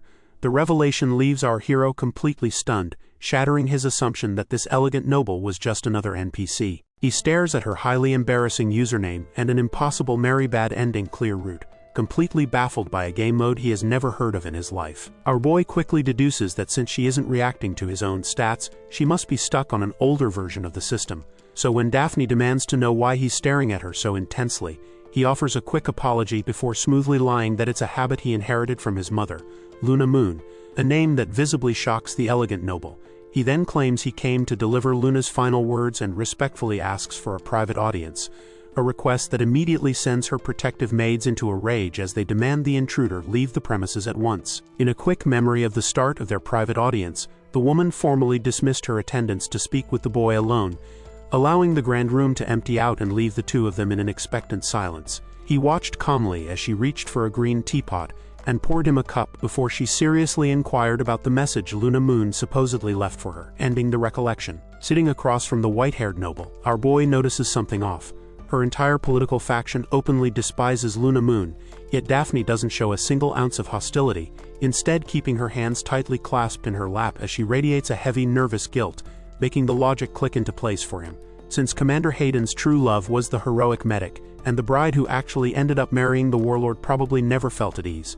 Deciding to push his luck, Haytham deliberately brings up his mother, and as Daphne flinches, he smoothly lies that Luna left behind a message of forgiveness just to see what unexpected intel shakes loose. She immediately drops her gaze and clenches her fists, confessing that there is no way she would be forgiven so easily.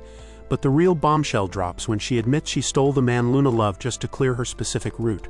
a bizarre phrase that completely derails our hero's train of thought. The puzzle pieces violently snap together as the massive realization hits him. If Daphne is a transmigrator who personally knew his supposed mother, then the legendary Luna Moon wasn't just an NPC, but a fellow player from an entirely different version of the game. To pry the rest of the story out of her, our boy decides to play dirty, claiming his mother left behind a secret message to force her cooperation, and shamelessly dropping the ultimate nuke by reciting her highly embarrassing username out loud. The woman's face instantly detonates into a furious blush, and she covers her eyes in humiliation to beg for mercy, while my guy just deadpans, silently judging her middle school level cringe. She stares down at her teacup, hesitating for a long moment before finally dropping the massive revelation that she and Luna aren't from this world at all. They just woke up one day possessing characters inside a video game. She braces for his disbelief, but our hero just practices his fake sipping technique, completely unfazed since he is in the exact same boat. As a system window flashes a sprawling list of franchise titles, his analytical mind races to the real question: which specific version of the game are they actually trapped in? The Safe Zone franchise has a massive history spanning from retro pixel games to modern console releases, and since our guy played the absolute latest version, he realizes other players might have been pulled from entirely different eras of the series. He asks which one she was playing, but she immediately blushes and hesitates, making him wonder why a hardcore survival game would be so embarrassing to talk about. To force her hand, he drops a fake cough and aggressively guilt-trips her by bringing up his tragic days in the slums and his dead mother's dying wish, which is more than enough pressure to make the woman stammer out a single letter. She finally blurts out that she transmigrated from a DILF dating sim, leaving Hatham completely blue-screened by the sheer absurdity of the bombshell.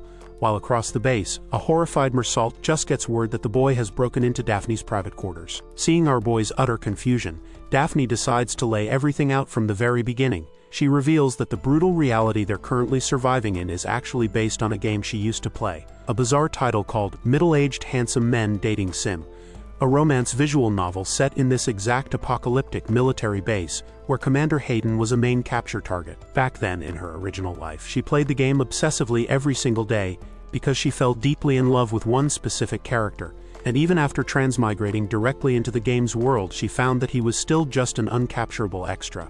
Despite that, her feelings remained, and she desperately tried to get close to him. She tried to get close to him, nervously offering a handkerchief when he returned covered in dirt, only for the young man to politely refuse, not wanting to ruin the pristine fabric. Back in the present, our boy connects the dots instantly, and Daphne confirms his suspicion with a soft smile. The uncapturable extra she fell so hard for was none other than Mersault. This immediately prompts the obvious question from our hero: if she loved the aide, why did she marry the commander? Her expression falls as she looks away, quietly admitting that she had absolutely no choice. Years ago, when she first transmigrated into this world, a glowing system window slapped her with a mandatory quest to marry an NPC within 1 year or face instant death. The only available capture targets on the entire base were the previous commander and Hayden, and since she had woken up in the body of the previous commander's daughter, Hayden was literally her only option to survive. Our boy sits back to process the sheer absurdity of the situation, realizing her entire existence here has been dictated by a twisted dating sim mechanic. She was dropped into a completely different genre, yet the characters and background perfectly mirror his own hardcore survival nightmare. And while he always assumed he just fell into a digital world, it might be the exact opposite, with someone modeling these games after an actual, living reality. It's just a working theory, but one thing is absolutely certain: the entity responsible for dragging them into these deadly scenarios is a sadistic, psychopathic viewer, and he silently vows that if he ever meets the bastard pulling the strings, he'll make them pay. Daphne interrupts his thoughts, confessing that back then, even though she survived, she deeply regretted her choices, as her selfish greed to stay by Mersault's side ended up ruining every relationship she had, pushing her until she eventually broke down and begged Luna Moon to help her avoid the marriage at any cost, only for the medic to vanish without a trace the very next day. She explains that left all alone in the mansion, she was ultimately forced to go through with the wedding, and because of that crushing guilt, she admits she simply can't believe the medic would ever forgive her. Hatham silently agrees, knowing he wouldn't have let it slide easily either, but as he takes a sip of his tea, his veteran gamer intuition tells him something is off, because back then, instead of staying to marry Hayden herself, the medic had simply walked away into the freezing snow. Our boy narrows his eyes as a much darker possibility crosses his mind, realizing that since Daphne has survived in this cutthroat military organization for a decade, she could easily be lying right now. Or worse, She manipulated the entire faction into driving her rival away. But as he sets his cup down, he decides the truth doesn't actually matter, since whatever sins she committed in the past are completely irrelevant to his current goal. The only thing that matters is that her absurd, unrequited love for the bespectacled aide is entirely genuine, and he figures that as long as he keeps Mersault on a tight leash, this woman will never dare to cross him. With his leverage fully secured, Haytham addresses her directly, casually offering to help her divorce his father, a sudden proposition that leaves Daphne completely blindsided. Our boy just smirks and sets the hook, making it clear he'll only pull this off if she agrees to help him in return, and desperate for a way out of her forced marriage, she immediately asks what she needs to do. Moments later, the young master strolls down the corridor with his plan fully formed. With Daphne on his side, securing the split will be a breeze, especially since he still has one of his 3 rewards left from Hayden to cash in. And a dark chuckle escapes him as he pictures the absolute frenzy this will cause among the pro-Daphne faction. Back in the commander's office, Hayden had made an exact promise that the warlord would reveal everything if the boy took his side. Since the warlord might already suspect Luna Moon was actually a player, our boy knows he has to tread carefully, resolving to play the role of the perfect innocent son just a little longer until he has this entire base in the palm of his hand. But before he can even make it down the hall, a panicked Mersault bursts through the double doors, making the kid blink in genuine confusion as the silver-haired aide stammers out a bewildered question, completely failing to process the sheer chaos his young master just cooked up. They don't even get a chance to sort it out before an enraged Chief Anlon storms onto the scene, furiously accusing the kid of disrespecting Lady Daphne by breaking into her quarters and kicking out all her maids. The bearded general demands to know what kind of earth-shattering business could possibly justify such a massive stunt, but Haytham just hits him with a perfectly calm, smug little smile, more than ready to drop the bomb. Our boy loudly announces to the entire corridor that he just swore on his mother's name to get His Excellency and Lady Daphne a divorce, a bombshell that sends an immediate shockwave of panicked murmurs rippling through the gathered executives. Anlon absolutely loses his mind, screaming at the kid and demanding to know what the commander will do when he finds out about this treasonous stunt. But right on cue, the warlord himself steps out of the shadows, his single eye glaring as he asks if there's something he shouldn't know about. Commander Hayden stares down our boy in the hallway, but Haytham plays it completely cool, smoothly claiming that his unannounced visit to Daphne was harmless and that she already forgave him.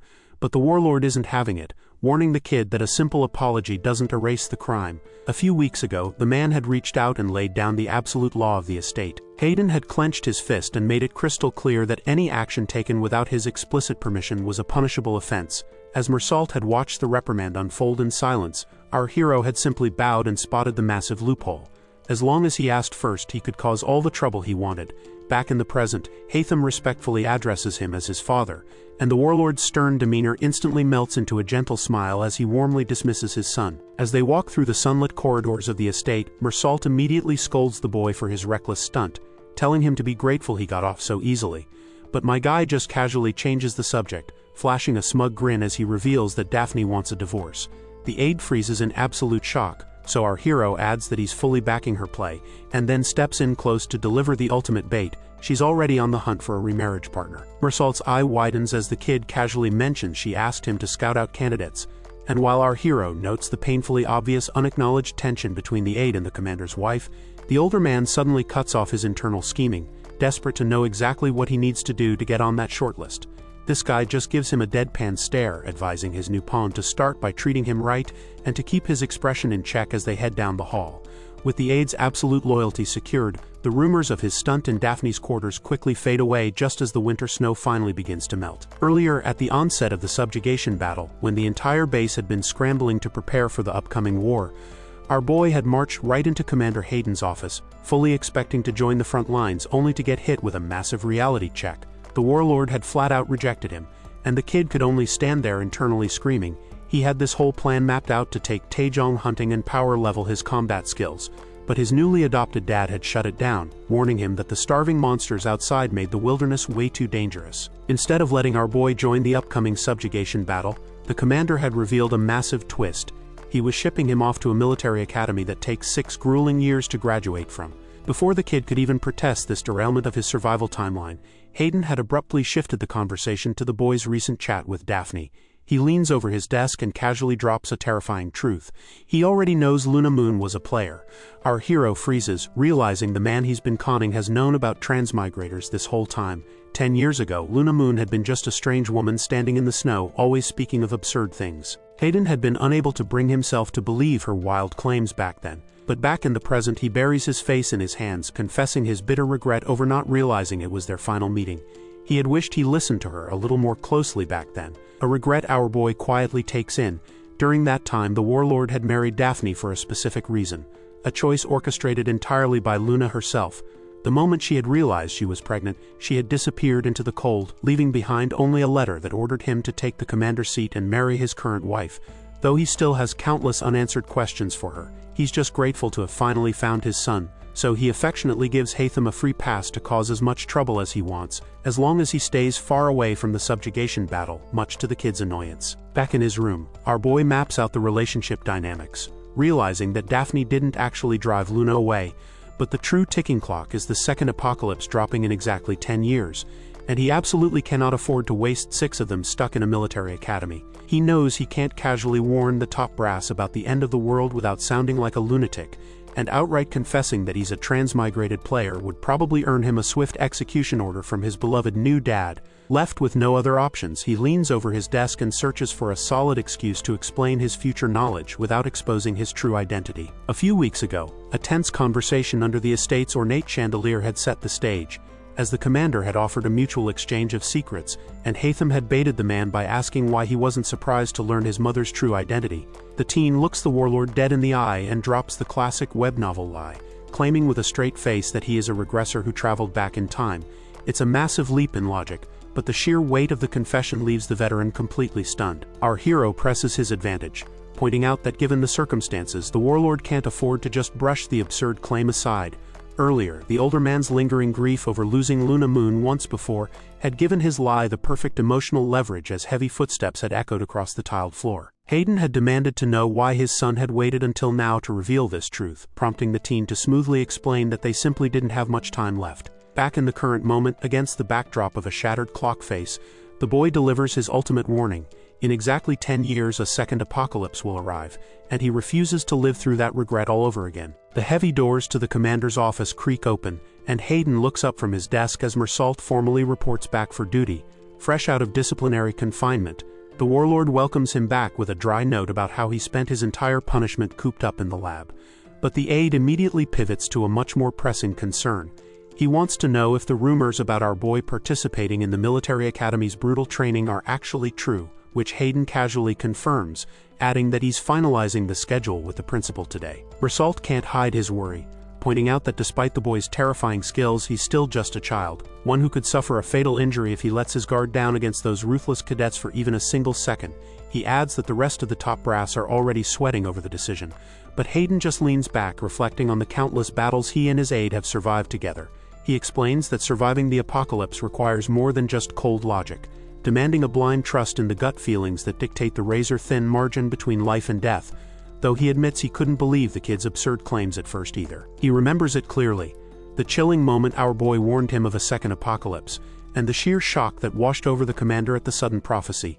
The kid fully acknowledges how insane his story sounds, but he leans in, his eyes burning with an intensity that sends shivers down the warlord's spine as he claims that after dying a miserable death, he has regressed back into his 10-year-old body. He passionately declares that he will use this second chance to stop the end of the world, no matter the cost, and challenges the commander to look at his unnatural military knowledge as proof of his wild claims. He smoothly dodges any demands for future predictions by explaining that his very presence in the past has already caused the timeline to diverge, offering concrete proof of his value instead of vague prophecies. Our hero formally requested permission to enter the military academy's elite simulation, a bold demand that completely caught Hayden off guard. Publicly, the Colazone Military Academy was just a standard training ground that taught basic combat and monster subjugation to the next generation, but hidden beneath the surface was a highly classified curriculum, a brutal, realistic anti-personnel war game designed to pit human against human. It forced the most experienced cadets to tear each other apart, all to forge the ultimate elite for an inevitable bloody war against the other zones. When Hayden had demanded to know how a slum kid knew about top-secret military operations, our boy hadn't missed a beat, arrogantly declaring he had already graduated from the academy in his past life. He placed a hand over his heart and promised to prove his words with undeniable results. And as he looked down at the bowing child, the commander made the choice to trust him. Back in the present, Hayden looks over the finalized training documents and asks Mersault if he looks like a man swayed by personal bias. The silver-haired aide flinches, painfully aware that his boss now views the boy as his own flesh and blood. But Hayden just stares out the window, knowing the old ways of defending the zone are no longer enough, and he has chosen to gamble on his intuition, hoping this mysterious child is the weapon they need to survive. Meanwhile, at the imposing fortress of the military academy, our boy finds himself standing in the principal's office, face to face with the scarred leader of the facility. But it isn't the old man who catches him off guard, it's the cadet standing right beside him, as Platon, the academy's top student, firmly declares that an unenrolled child has absolutely no place in their brutal training. Haytham immediately recognizes the teen from his game knowledge as the son of Chief Anlon, a prodigy who refuses to rely on his father's political power, earning the genuine respect of every single peer. The palpable tension in the room is thick as the adults try to mediate the sudden standoff. Platon rigidly sticks to the rulebook, flatly refusing to let an unenrolled civilian risk his life. The principal rubs his temples in frustration and reminds the stubborn prodigy that the commander himself approved the request, but the top cadet doesn't back down an inch. He angrily shoots down the older man's nervous suggestion to just go easy on the young master, though surprisingly, our boy chimes in to completely agree with his new rival.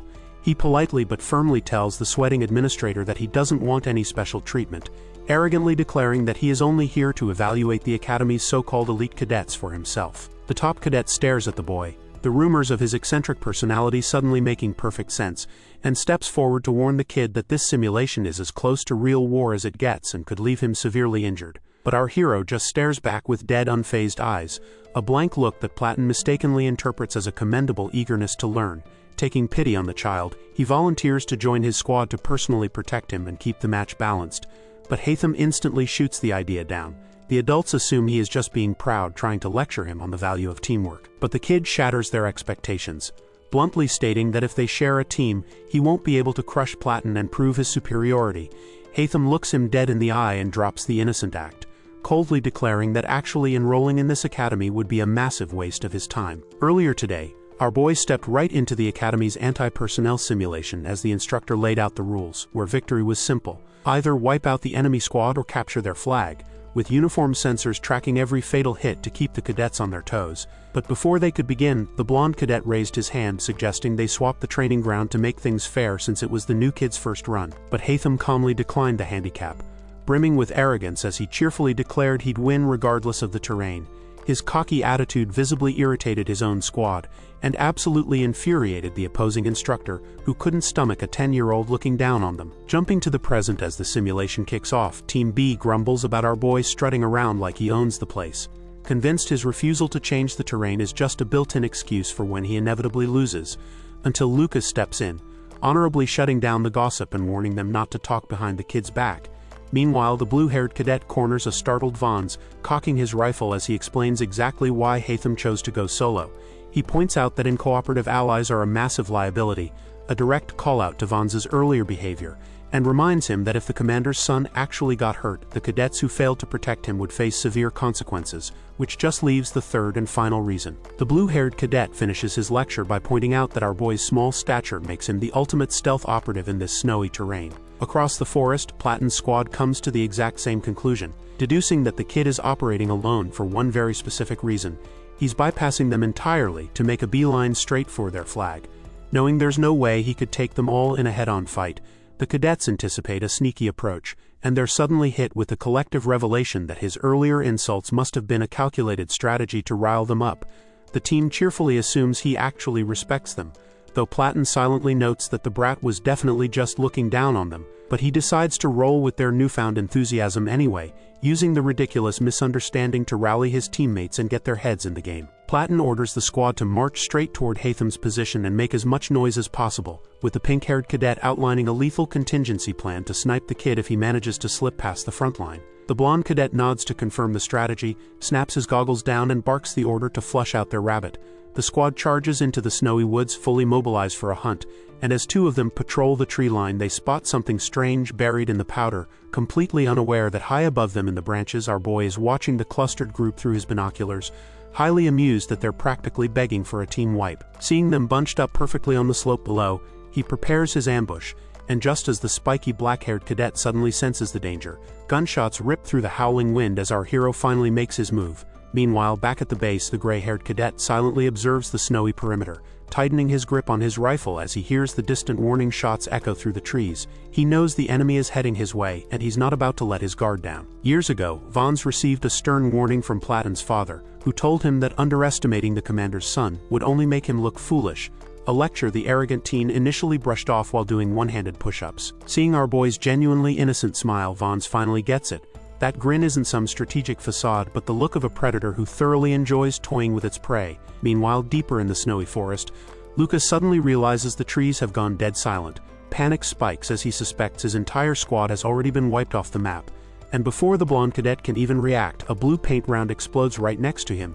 Elsewhere, a black boot crunches into the snow as Haytham casually steps into view to confront Platon, who watches from the foreground. Our hero calmly acknowledges Platon's skill, leaving the top cadet completely rattled by his sudden appearance. And as the ash-blonde cadet scrambles behind cover to demand how he was found, the kid casually reveals he just used the process of elimination. Platon tries to stall with more questions, desperately trying to pinpoint Haytham's exact location to turn the tables. Meanwhile, across the snowy battlefield, one of his masked subordinates notices an eerie silence settling over the trees. The realization hits the light brown-haired cadet that their target has completely vanished, just a split second before a blue paint round blasts into his rifle. Haytham steps right up to the stunned scout, coldly explaining that a mask can't hide a person's height or the way they walk. Another silver-haired cadet is knocked flat on his back, screaming in pure disbelief, while a blonde sniper desperately scans the tree line through his scope only to realize he's been completely played. His crosshairs are locked on nothing but an abandoned rifle propped up in the snow as a decoy, and the terrifying reality finally hits the remaining cadets. Our hero's 10-year-old body makes him so small and light that his footsteps are practically non-existent.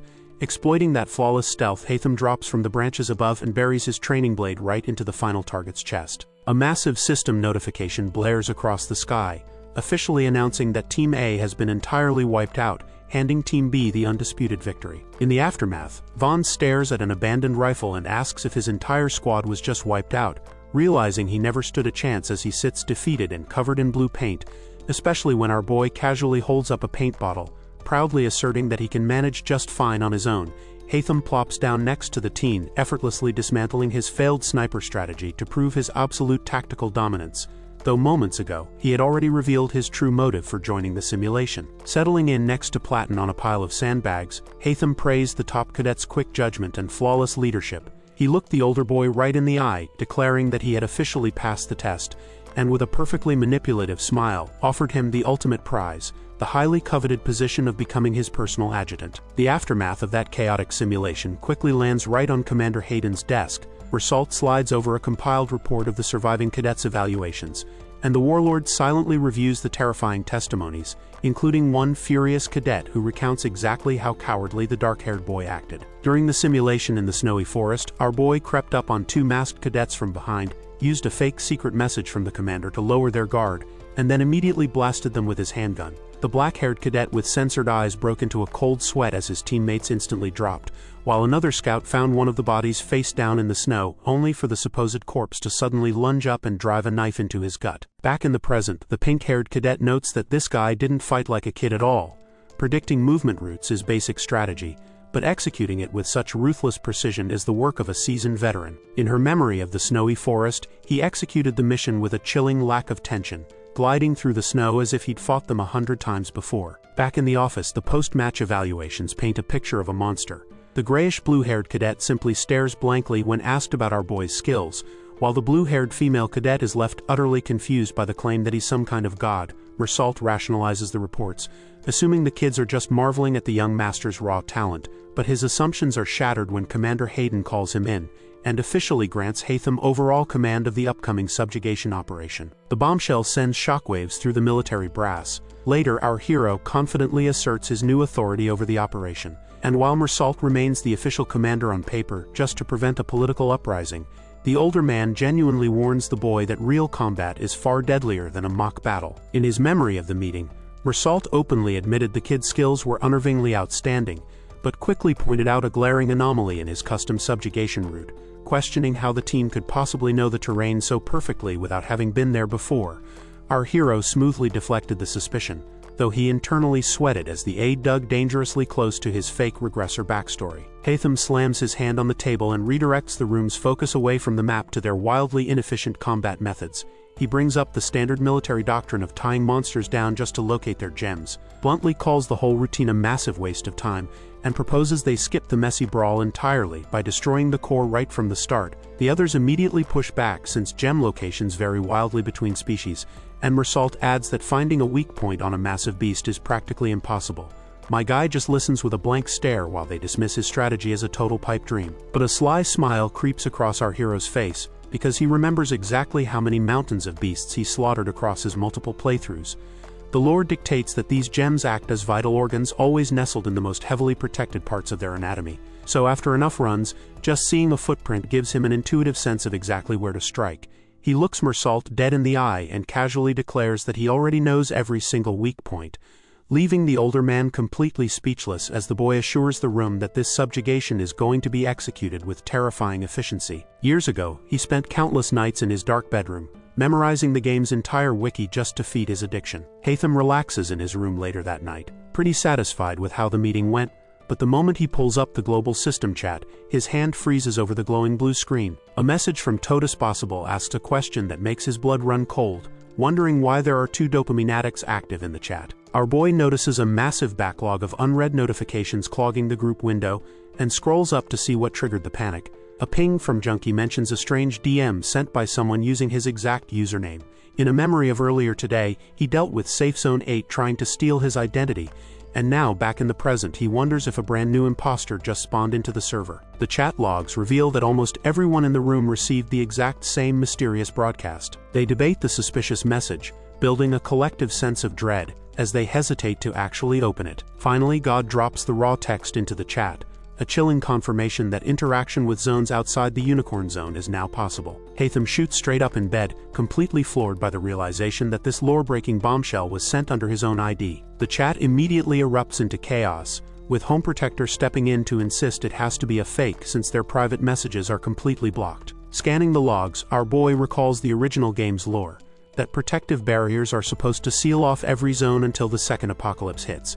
He stares out into the night, resolving to personally verify those boundaries during the upcoming subjugation, until a sudden chilling realization stops him cold. Why would the high-stat player from the Unicorn Zone pull a stunt like this? The rest of the chat deduces the exact same thing, at least until Junkie chimes in to point out a terrifying anomaly in the public roster. Haytham immediately pulls up the participant list. He counts exactly 8 names from top to bottom, finding absolutely nothing out of the ordinary. But as the other users start panicking over the headcount, the horrifying truth finally clicks. Everyone else hasn't been looking at an 8-person roster. They've been seeing 2 identical DOPAMINEADDICT IDs on their screens this entire time. He taps the duplicate name just to be sure, and the window instantly prompts him to send a friend request. A cold sweat breaks out as the terrifying reality sets in. A 9th player has been lurking in the chat from the very start. He frantically opens his private messages, finding a wall of desperate texts from Home Protector demanding to know what the hell is going on. The guy is absolutely panicking, begging for confirmation that his favorite gamer hasn't lost his mind, but it's the next notification from him that makes our hero's blood run cold. The imposter didn't just drop a random troll message in the global chat. They've been actively DMing Home Protector, casually referencing details from their private conversations as if they were the ones who lived through them. This fake has perfectly hijacked his entire identity, and as he glares into the glowing blue screen, Haytham demands to know exactly who the hell is playing his game. Pacing around his dark room, our boy impatiently waits for a response from the one person who might have answers. He shoots a message over to the imposter T. Bauram in the knife zone. The psycho immediately fires back to mock him for being dumb enough to accept 2 friend requests from the exact same username. Haytham just smirks, genuinely amused by the guy's predictable rage. But he still needs to figure out how the fake dopamine addict found out about their private chats. T. Bauram completely dismisses the question and fires off an insult that Haytham is the weird one. However, he casually drops a massive clue.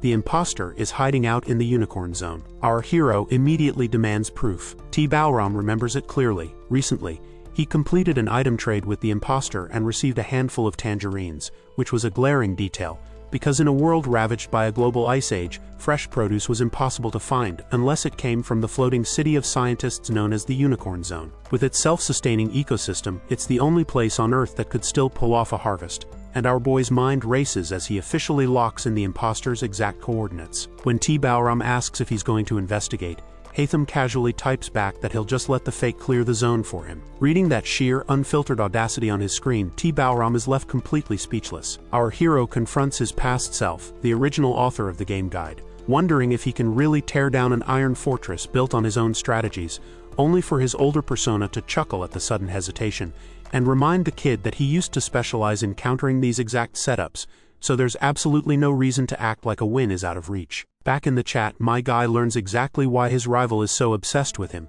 since the game's AI constantly recommended T-Balram as an opponent for spending all his time trying to beat Dopamine Addict.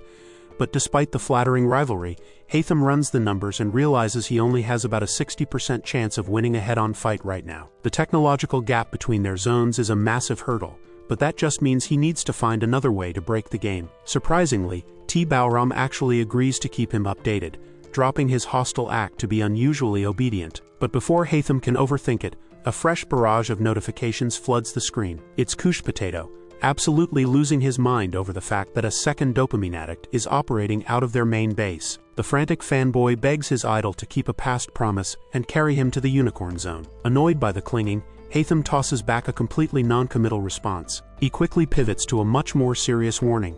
If the zone barriers are truly down, high-level players will start raiding the lower difficulty areas first. The realization hits him that Couche Potato is stationed dangerously close to the Love Zone, and our boy already has a terrible premonition about Manson, the cult leader who controls that territory. Closing his eyes in the dark, Hatham resolves to face whatever comes his way without taking a single loss.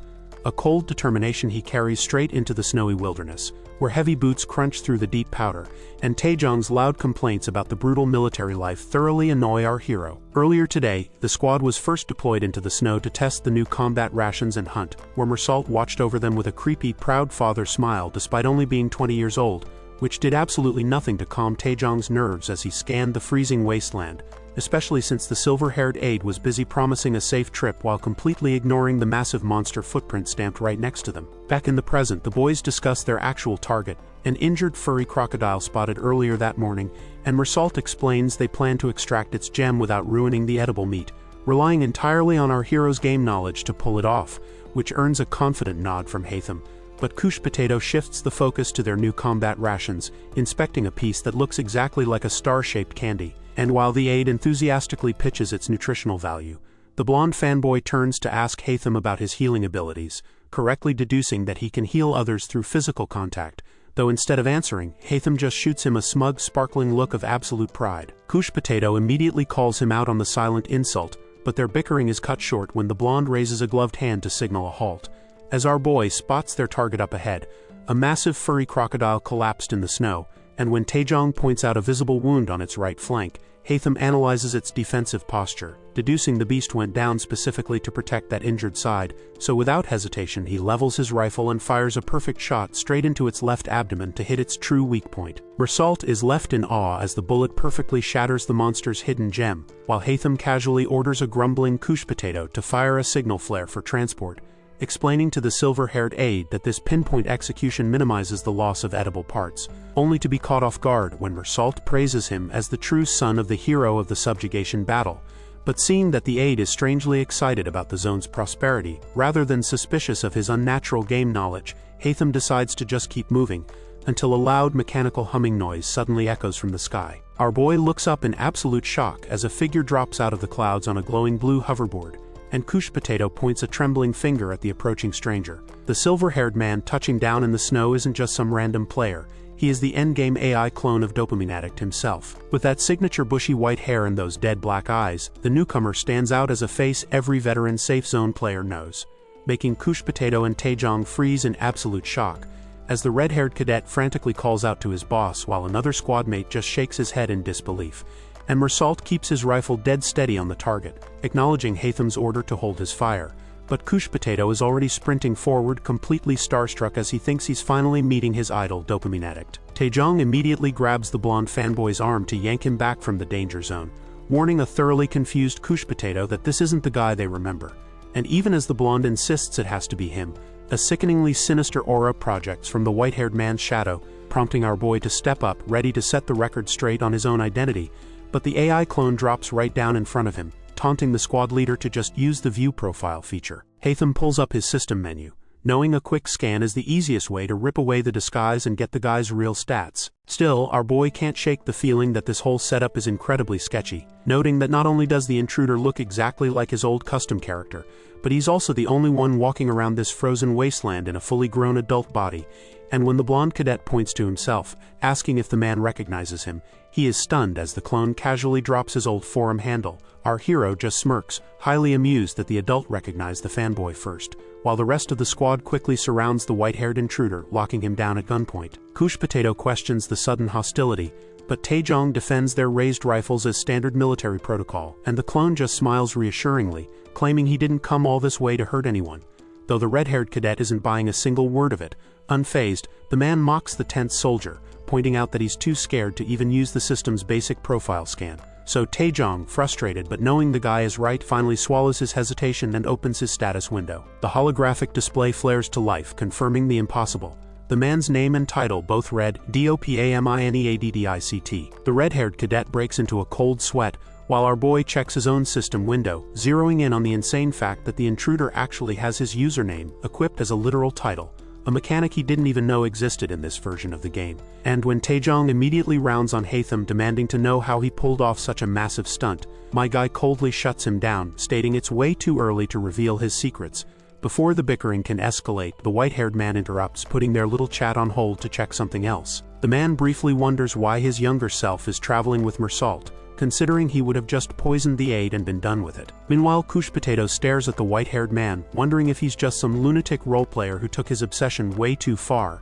But then a sudden, glaring realization finally hits the blonde fanboy like a freight train. He points out the massive anomaly staring them right in the face, demanding to know why this guy is a full-grown adult when everyone else spawned into the game as 10-year-olds. The clone just sighs and openly mocks the kid for taking this long to notice the absolute most obvious detail in the room, turning to our hero to condescendingly ask if the blonde is really too stupid to keep around as a partner before casually reaching inside his lab coat to just do them all a favor and eliminate the dead weight.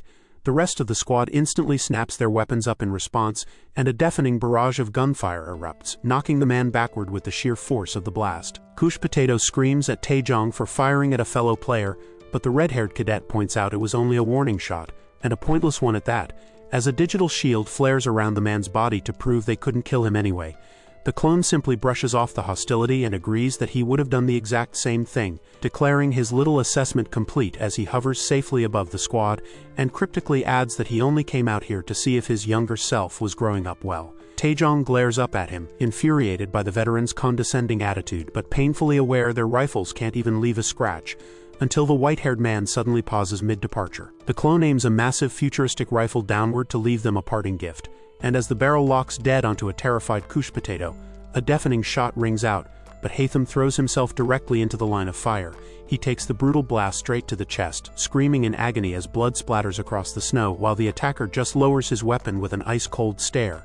He mutters that this foolish sacrifice proves our guy really is different from him, and finally flies off into the sky as Taejong desperately screams for his boss. Mersault quickly drops to examine the wound, breathing a sigh of relief that the blast missed our hero's vitals before announcing he'll go assemble the soldiers, ordering Taejong to patrol the perimeter to keep the monsters at bay, and leaving Hatham alone with Couche Potato, as the agonizing pain of the injury finally makes his small frame tremble. The blonde fanboy completely loses his grip on reality, screaming that the dopamine addict he knows is a ruthless killer, not some noble martyr, and stares down at his idol in absolute shock, demanding to know why he would ever take a bullet for a guy like him.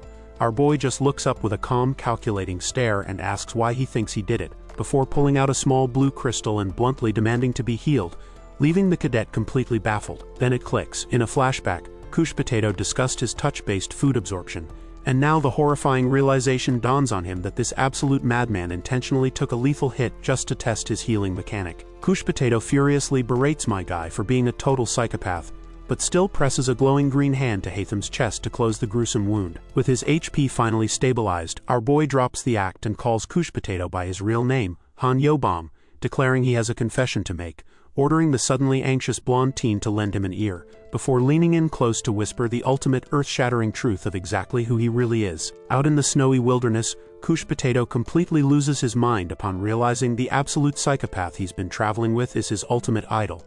He grabs our boy by the collar and screams in disbelief that he's actually dopamine addict, but Hatham calmly points out he wouldn't have believed him anyway, which leaves the blonde fanboy cringing at the memory of all the toxic comments he used to leave on his hero's posts. A sudden memory hits him of moments ago, when Couche Potato intentionally only partially healed Hatham's gruesome wound with his glowing green magic to keep him alive without raising Mersalt's suspicions. Snapping back to the present, Couche Potato complains about being the only one left in the dark while Taejong knew the truth the whole time, but Hatham explains he only told the red-haired cadet because the first imposter was hanging around him. The blonde shudders, noting that unlike the first fake, this new AI clone is genuinely murderous, and our hero agrees since the clone somehow bypassed system restrictions to unlock the unicorn zone. This sparks a terrifying deduction that the zone barriers must be down if the clone traveled all the way here, but the most glaring anomaly is that the white-haired player is the only one who looks like an adult. Couche Potato theorizes it might be some kind of forced growth technology, perhaps involving a glowing blue tank, but Hatham immediately rejects the idea and points to a much deeper reason. He knows for a fact that he is the real dopamine addict, but the striking similarities between him and the white-haired adult are impossible to ignore, though more than anything, our boy is just incredibly annoyed that the guy treated him like a literal child. Their plotting is abruptly cut short when Taejong comes sprinting through the snow to announce Mersalt's return, which prompts Couche Potato to shoot his idol a dead serious look and warn him to keep his mouth shut about everything they just discussed.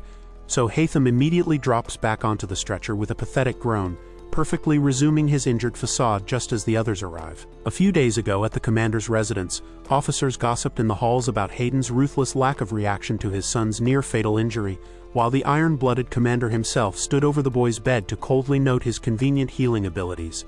He sternly interrogated the kid and demanded to know exactly who had been controlling him out there in the snow, but Hatham feigned total ignorance, carefully choosing his next words to navigate the tense standoff. Back in the present, our boy casually claims he used to know the attacker, but not anymore, prompting Hayden to immediately narrow his single eye and ask if it was someone from before his supposed regression.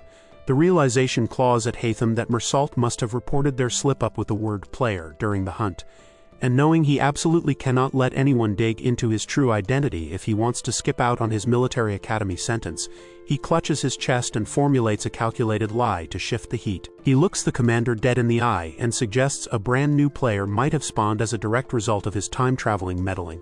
Hayden completely buys the lie, finding the fabricated threat entirely plausible, and Hatham mentally celebrates his flawless manipulation, steering the warlord right off his trail. But his internal victory lap is cut short when he recalls the confusing order he was given to attend the military academy. A memory surfaces of a few days ago in the medical ward where the black-haired healer treating his wounds assumed the injuries were just the result of a regressor struggling to adapt to a child's body. The doctor gently patted his head, warning him that a single moment of carelessness could lead to the exact same tragic fate as Luna Moon. But the man then clarified that Hatham wouldn't actually need to stay at the academy for the full 6 years. He reflects that the plan is to just stick around until he adjusts to his new stats, leaving right before the next subjugation campaign kicks off. Our boy rationalizes the whole arrangement as a quick vacation to secure an officer's rank, though that silver lining shatters when he remembers the commander's absurd condition. He has to stay until he can physically dodge incoming bullets.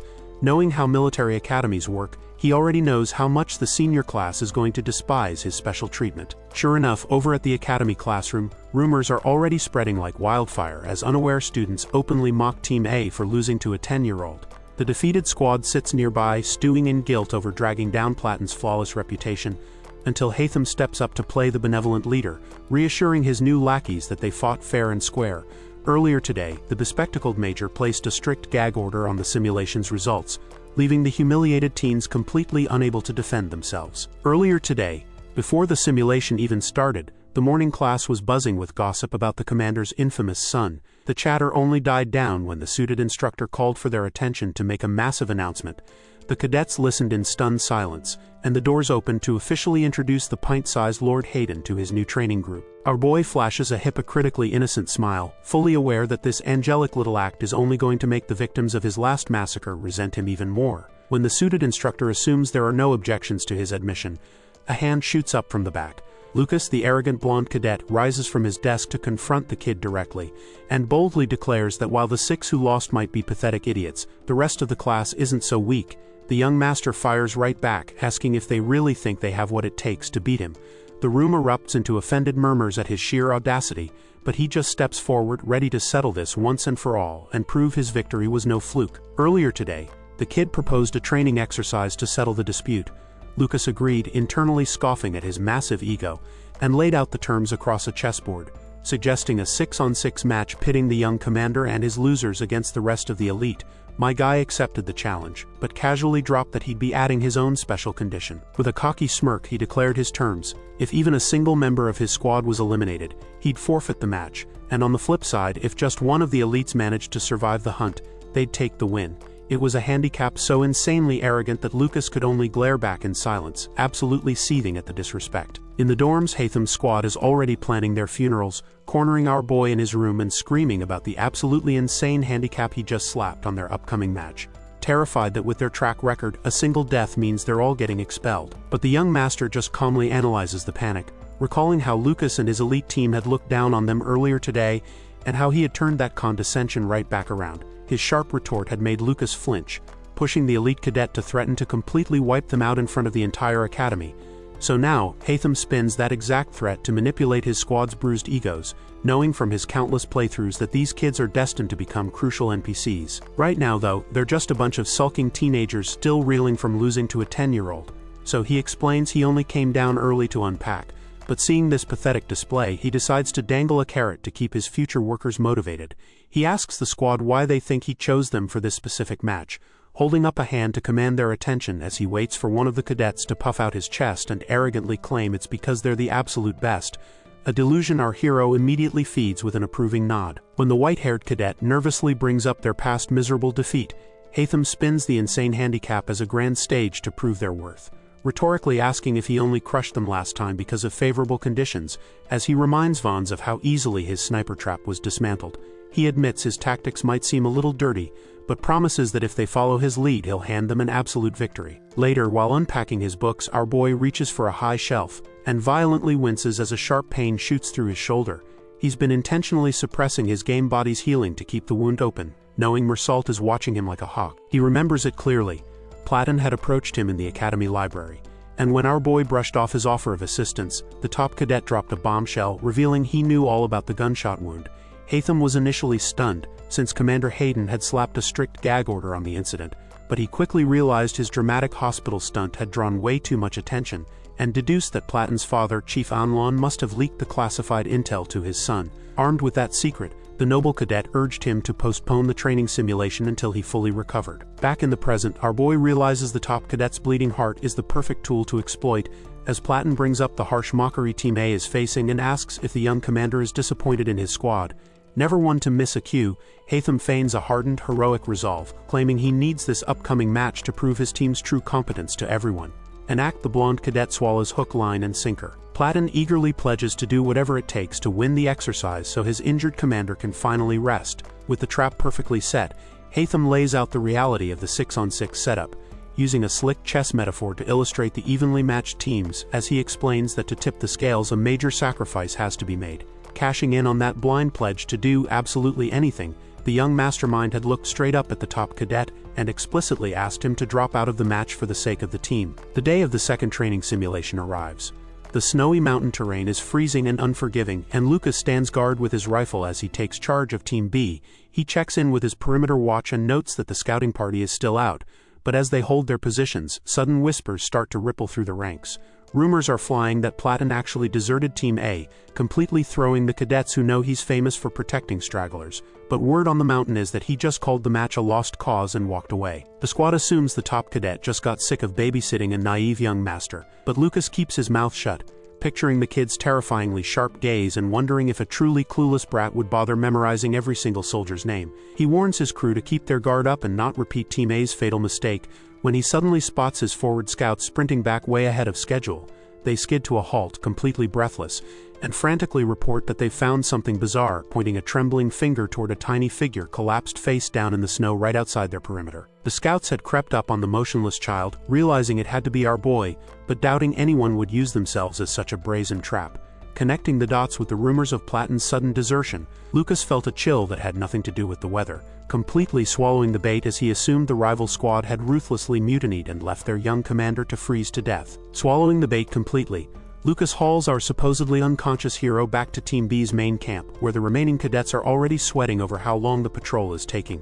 Vons confidently shuts down the panic, smugly assuming the trash has already been taken out, and right on cue, Lucas emerges from the snowy tree line.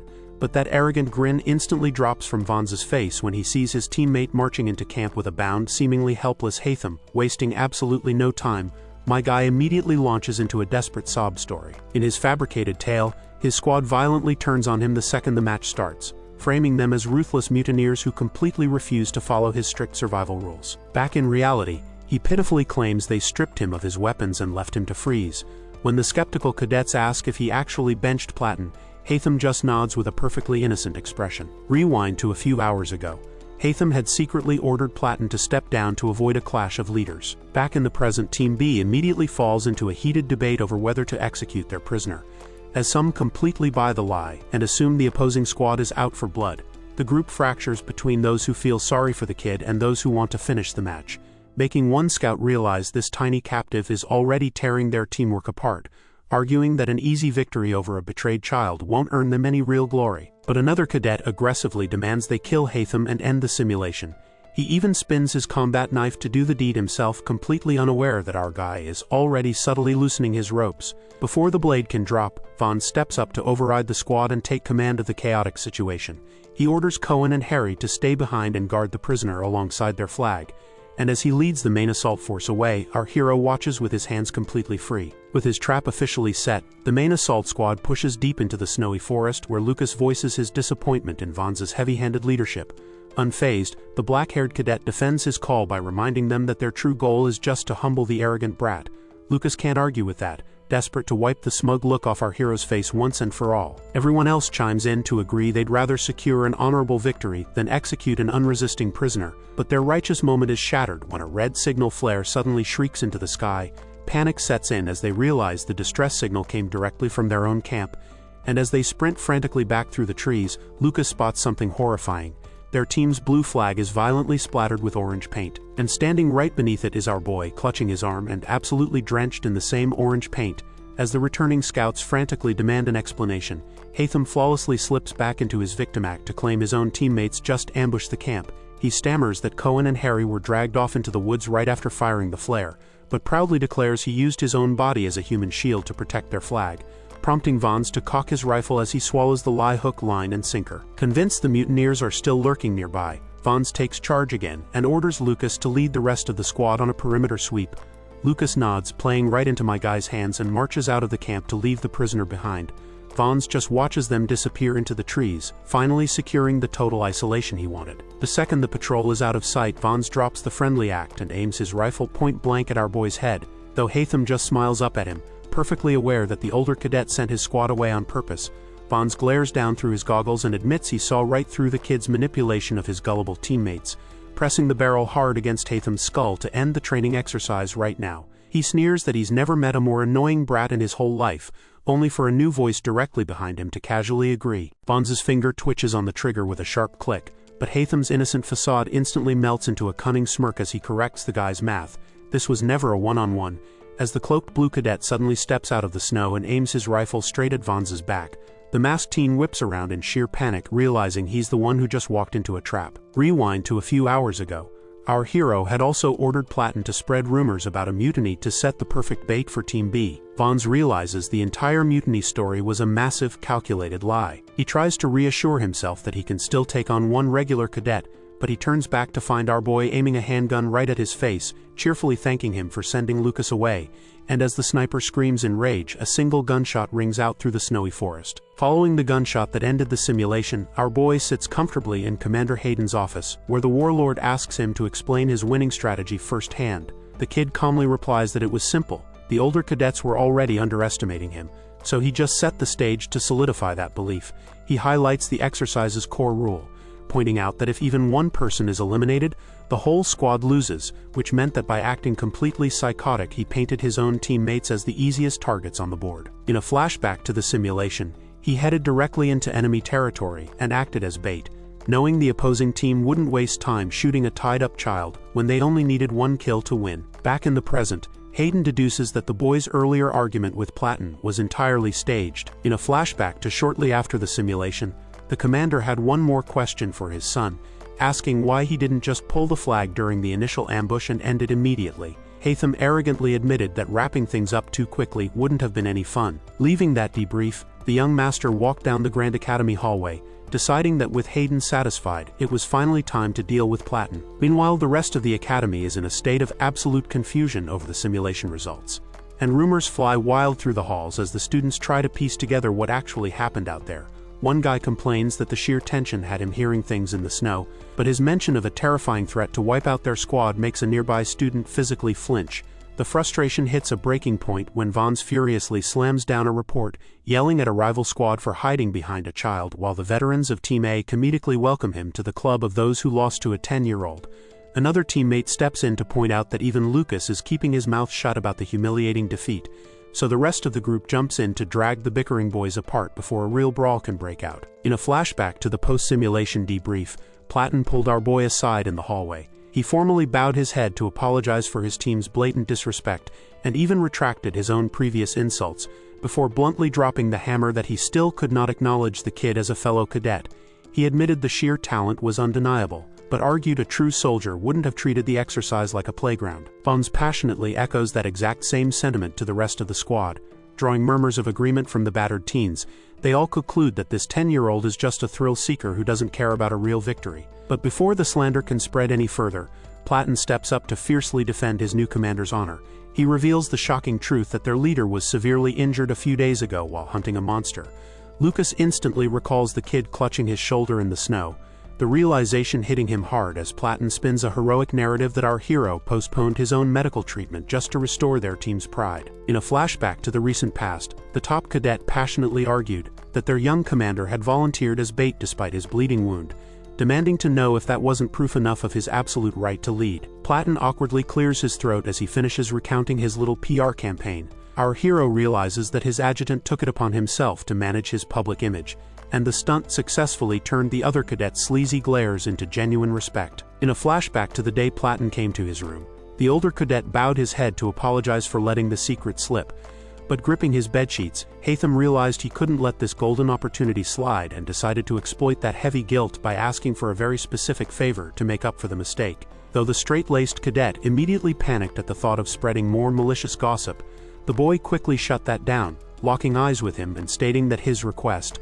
was a mission only Platon was qualified to handle, hooking the older teen with the validation and prompting him to resolutely pledge to carry out whatever his commander asked, leaving the young mastermind highly satisfied with how easily he had played his new adjutant. His downtime is abruptly cut short when a system notification pings with a message from the chat user God, and our boy bolts upright, completely caught off guard as the user casually announces that the Love Zone has no interzone shield. In the game's lore, the first apocalypse wiped out most of the habitable land and forced the survivors to carve out 8 safe zones clustered into an area roughly the size of the Korean peninsula, which means that with the Cola Zone in the far north and the Knife Zone down south, these territories are practically right on top of each other. Since God is in the Love Zone and Home Protector is right next door in the Cigarette Zone, it's only a matter of time before the two cross paths. As Haytham scrolls through the window, the other players start wondering why the usually hyperactive Home Protector is being so suspiciously quiet today. But before anyone can investigate, God shocks the chat and proposes a real-life meetup. Our guy reads the messages in amusement as TOTESPOSSIBLE immediately insults God for having flowers for brains, but he knows that anyone who checked the zone shields this quickly definitely has an ulterior motive.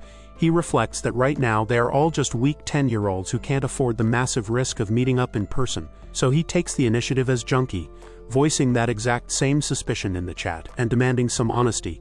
God quickly defends the proposal, claiming it's just a goodwill gesture to help them stop the apocalypse together, but the group is already dripping with distrust, especially regarding the imposter dopamine addict who recently terrorized them. Cutting through the panic, Junkie boldly drops a message declaring they know exactly who God really is. Meanwhile, over in the Love Zone, the cult leader Manson reacts to the call-out with wide eyes. A slight amused smile creeps across her face, and looking out over her domain, she declares that things are finally getting interesting. In the system chat, The hooded player's message cuts through the noise to boldly declare he knows exactly who God is, making Manson's amused smile falter as she reads the direct callout. And the hooded player doesn't stop there, exposing her inconsistent behavior before fiercely declaring his zone off limits. The aggressive pushback immediately derails the meetup plans, putting the fake shaman on the defensive. But the person in the blue shirt shifts the focus entirely, dropping a massive bombshell about gathering the meteorite items to return home. A revelation that sends shockwaves through the other survivors who hadn't even considered the possibility.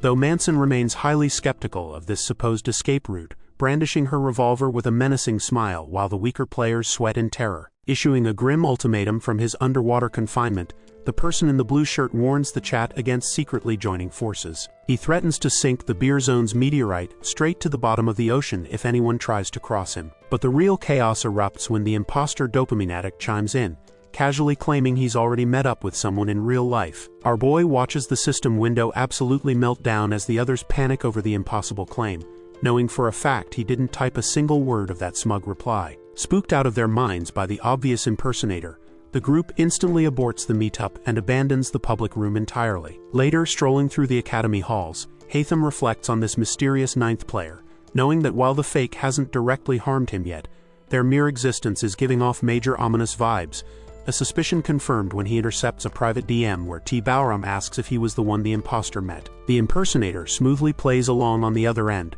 confirming the meetup but casually brushing off taking a bullet like it was just a scratch. Reading the logs, our boy sees exactly how the trap was sprung. T. Bowram only fell for the bait because the fake knew all about his constant death threats, but that detail throws a massive wrench into the timeline, since the imposter somehow has access to chat history from before the global room even opened, and since those direct messages were strictly off the record, a standard system AI built from his past game data couldn't possibly predict them. Stopping dead in the hallway, the realization claws at him that if it's not his past, the imposter has to be an anomaly modeled after his future self, though he pushes the terrifying thought aside for now, raising a hand to knock on the wooden door of the administration office. The unseen administrator greets him right away, asking what the Academy's rising star could possibly need, and as the teen steps up to the desk to answer, he intercepts another completely bizarre system exchange between his rival and the fake. Trapped in the brutal nightmare of the knife zone, T. Bowram unexpectedly breaks the tension by asking for a bar of soap. The imposter absolutely loses it in the chat, spamming laughter at the sudden concern for hygiene, while our hero seamlessly translates this pathetic cry for help into a real-world supply run, completely baffling the Academy staff by demanding a massive stockpile of toiletries. Meanwhile, a much more serious meeting takes place over a quiet cup of tea, and as the servants bow out to leave the room in strict privacy, Chief Anlon formally thanks Lady Daphne for finally ending her seclusion, which she graciously accepts, admitting it was time to step out of the shadows anyway.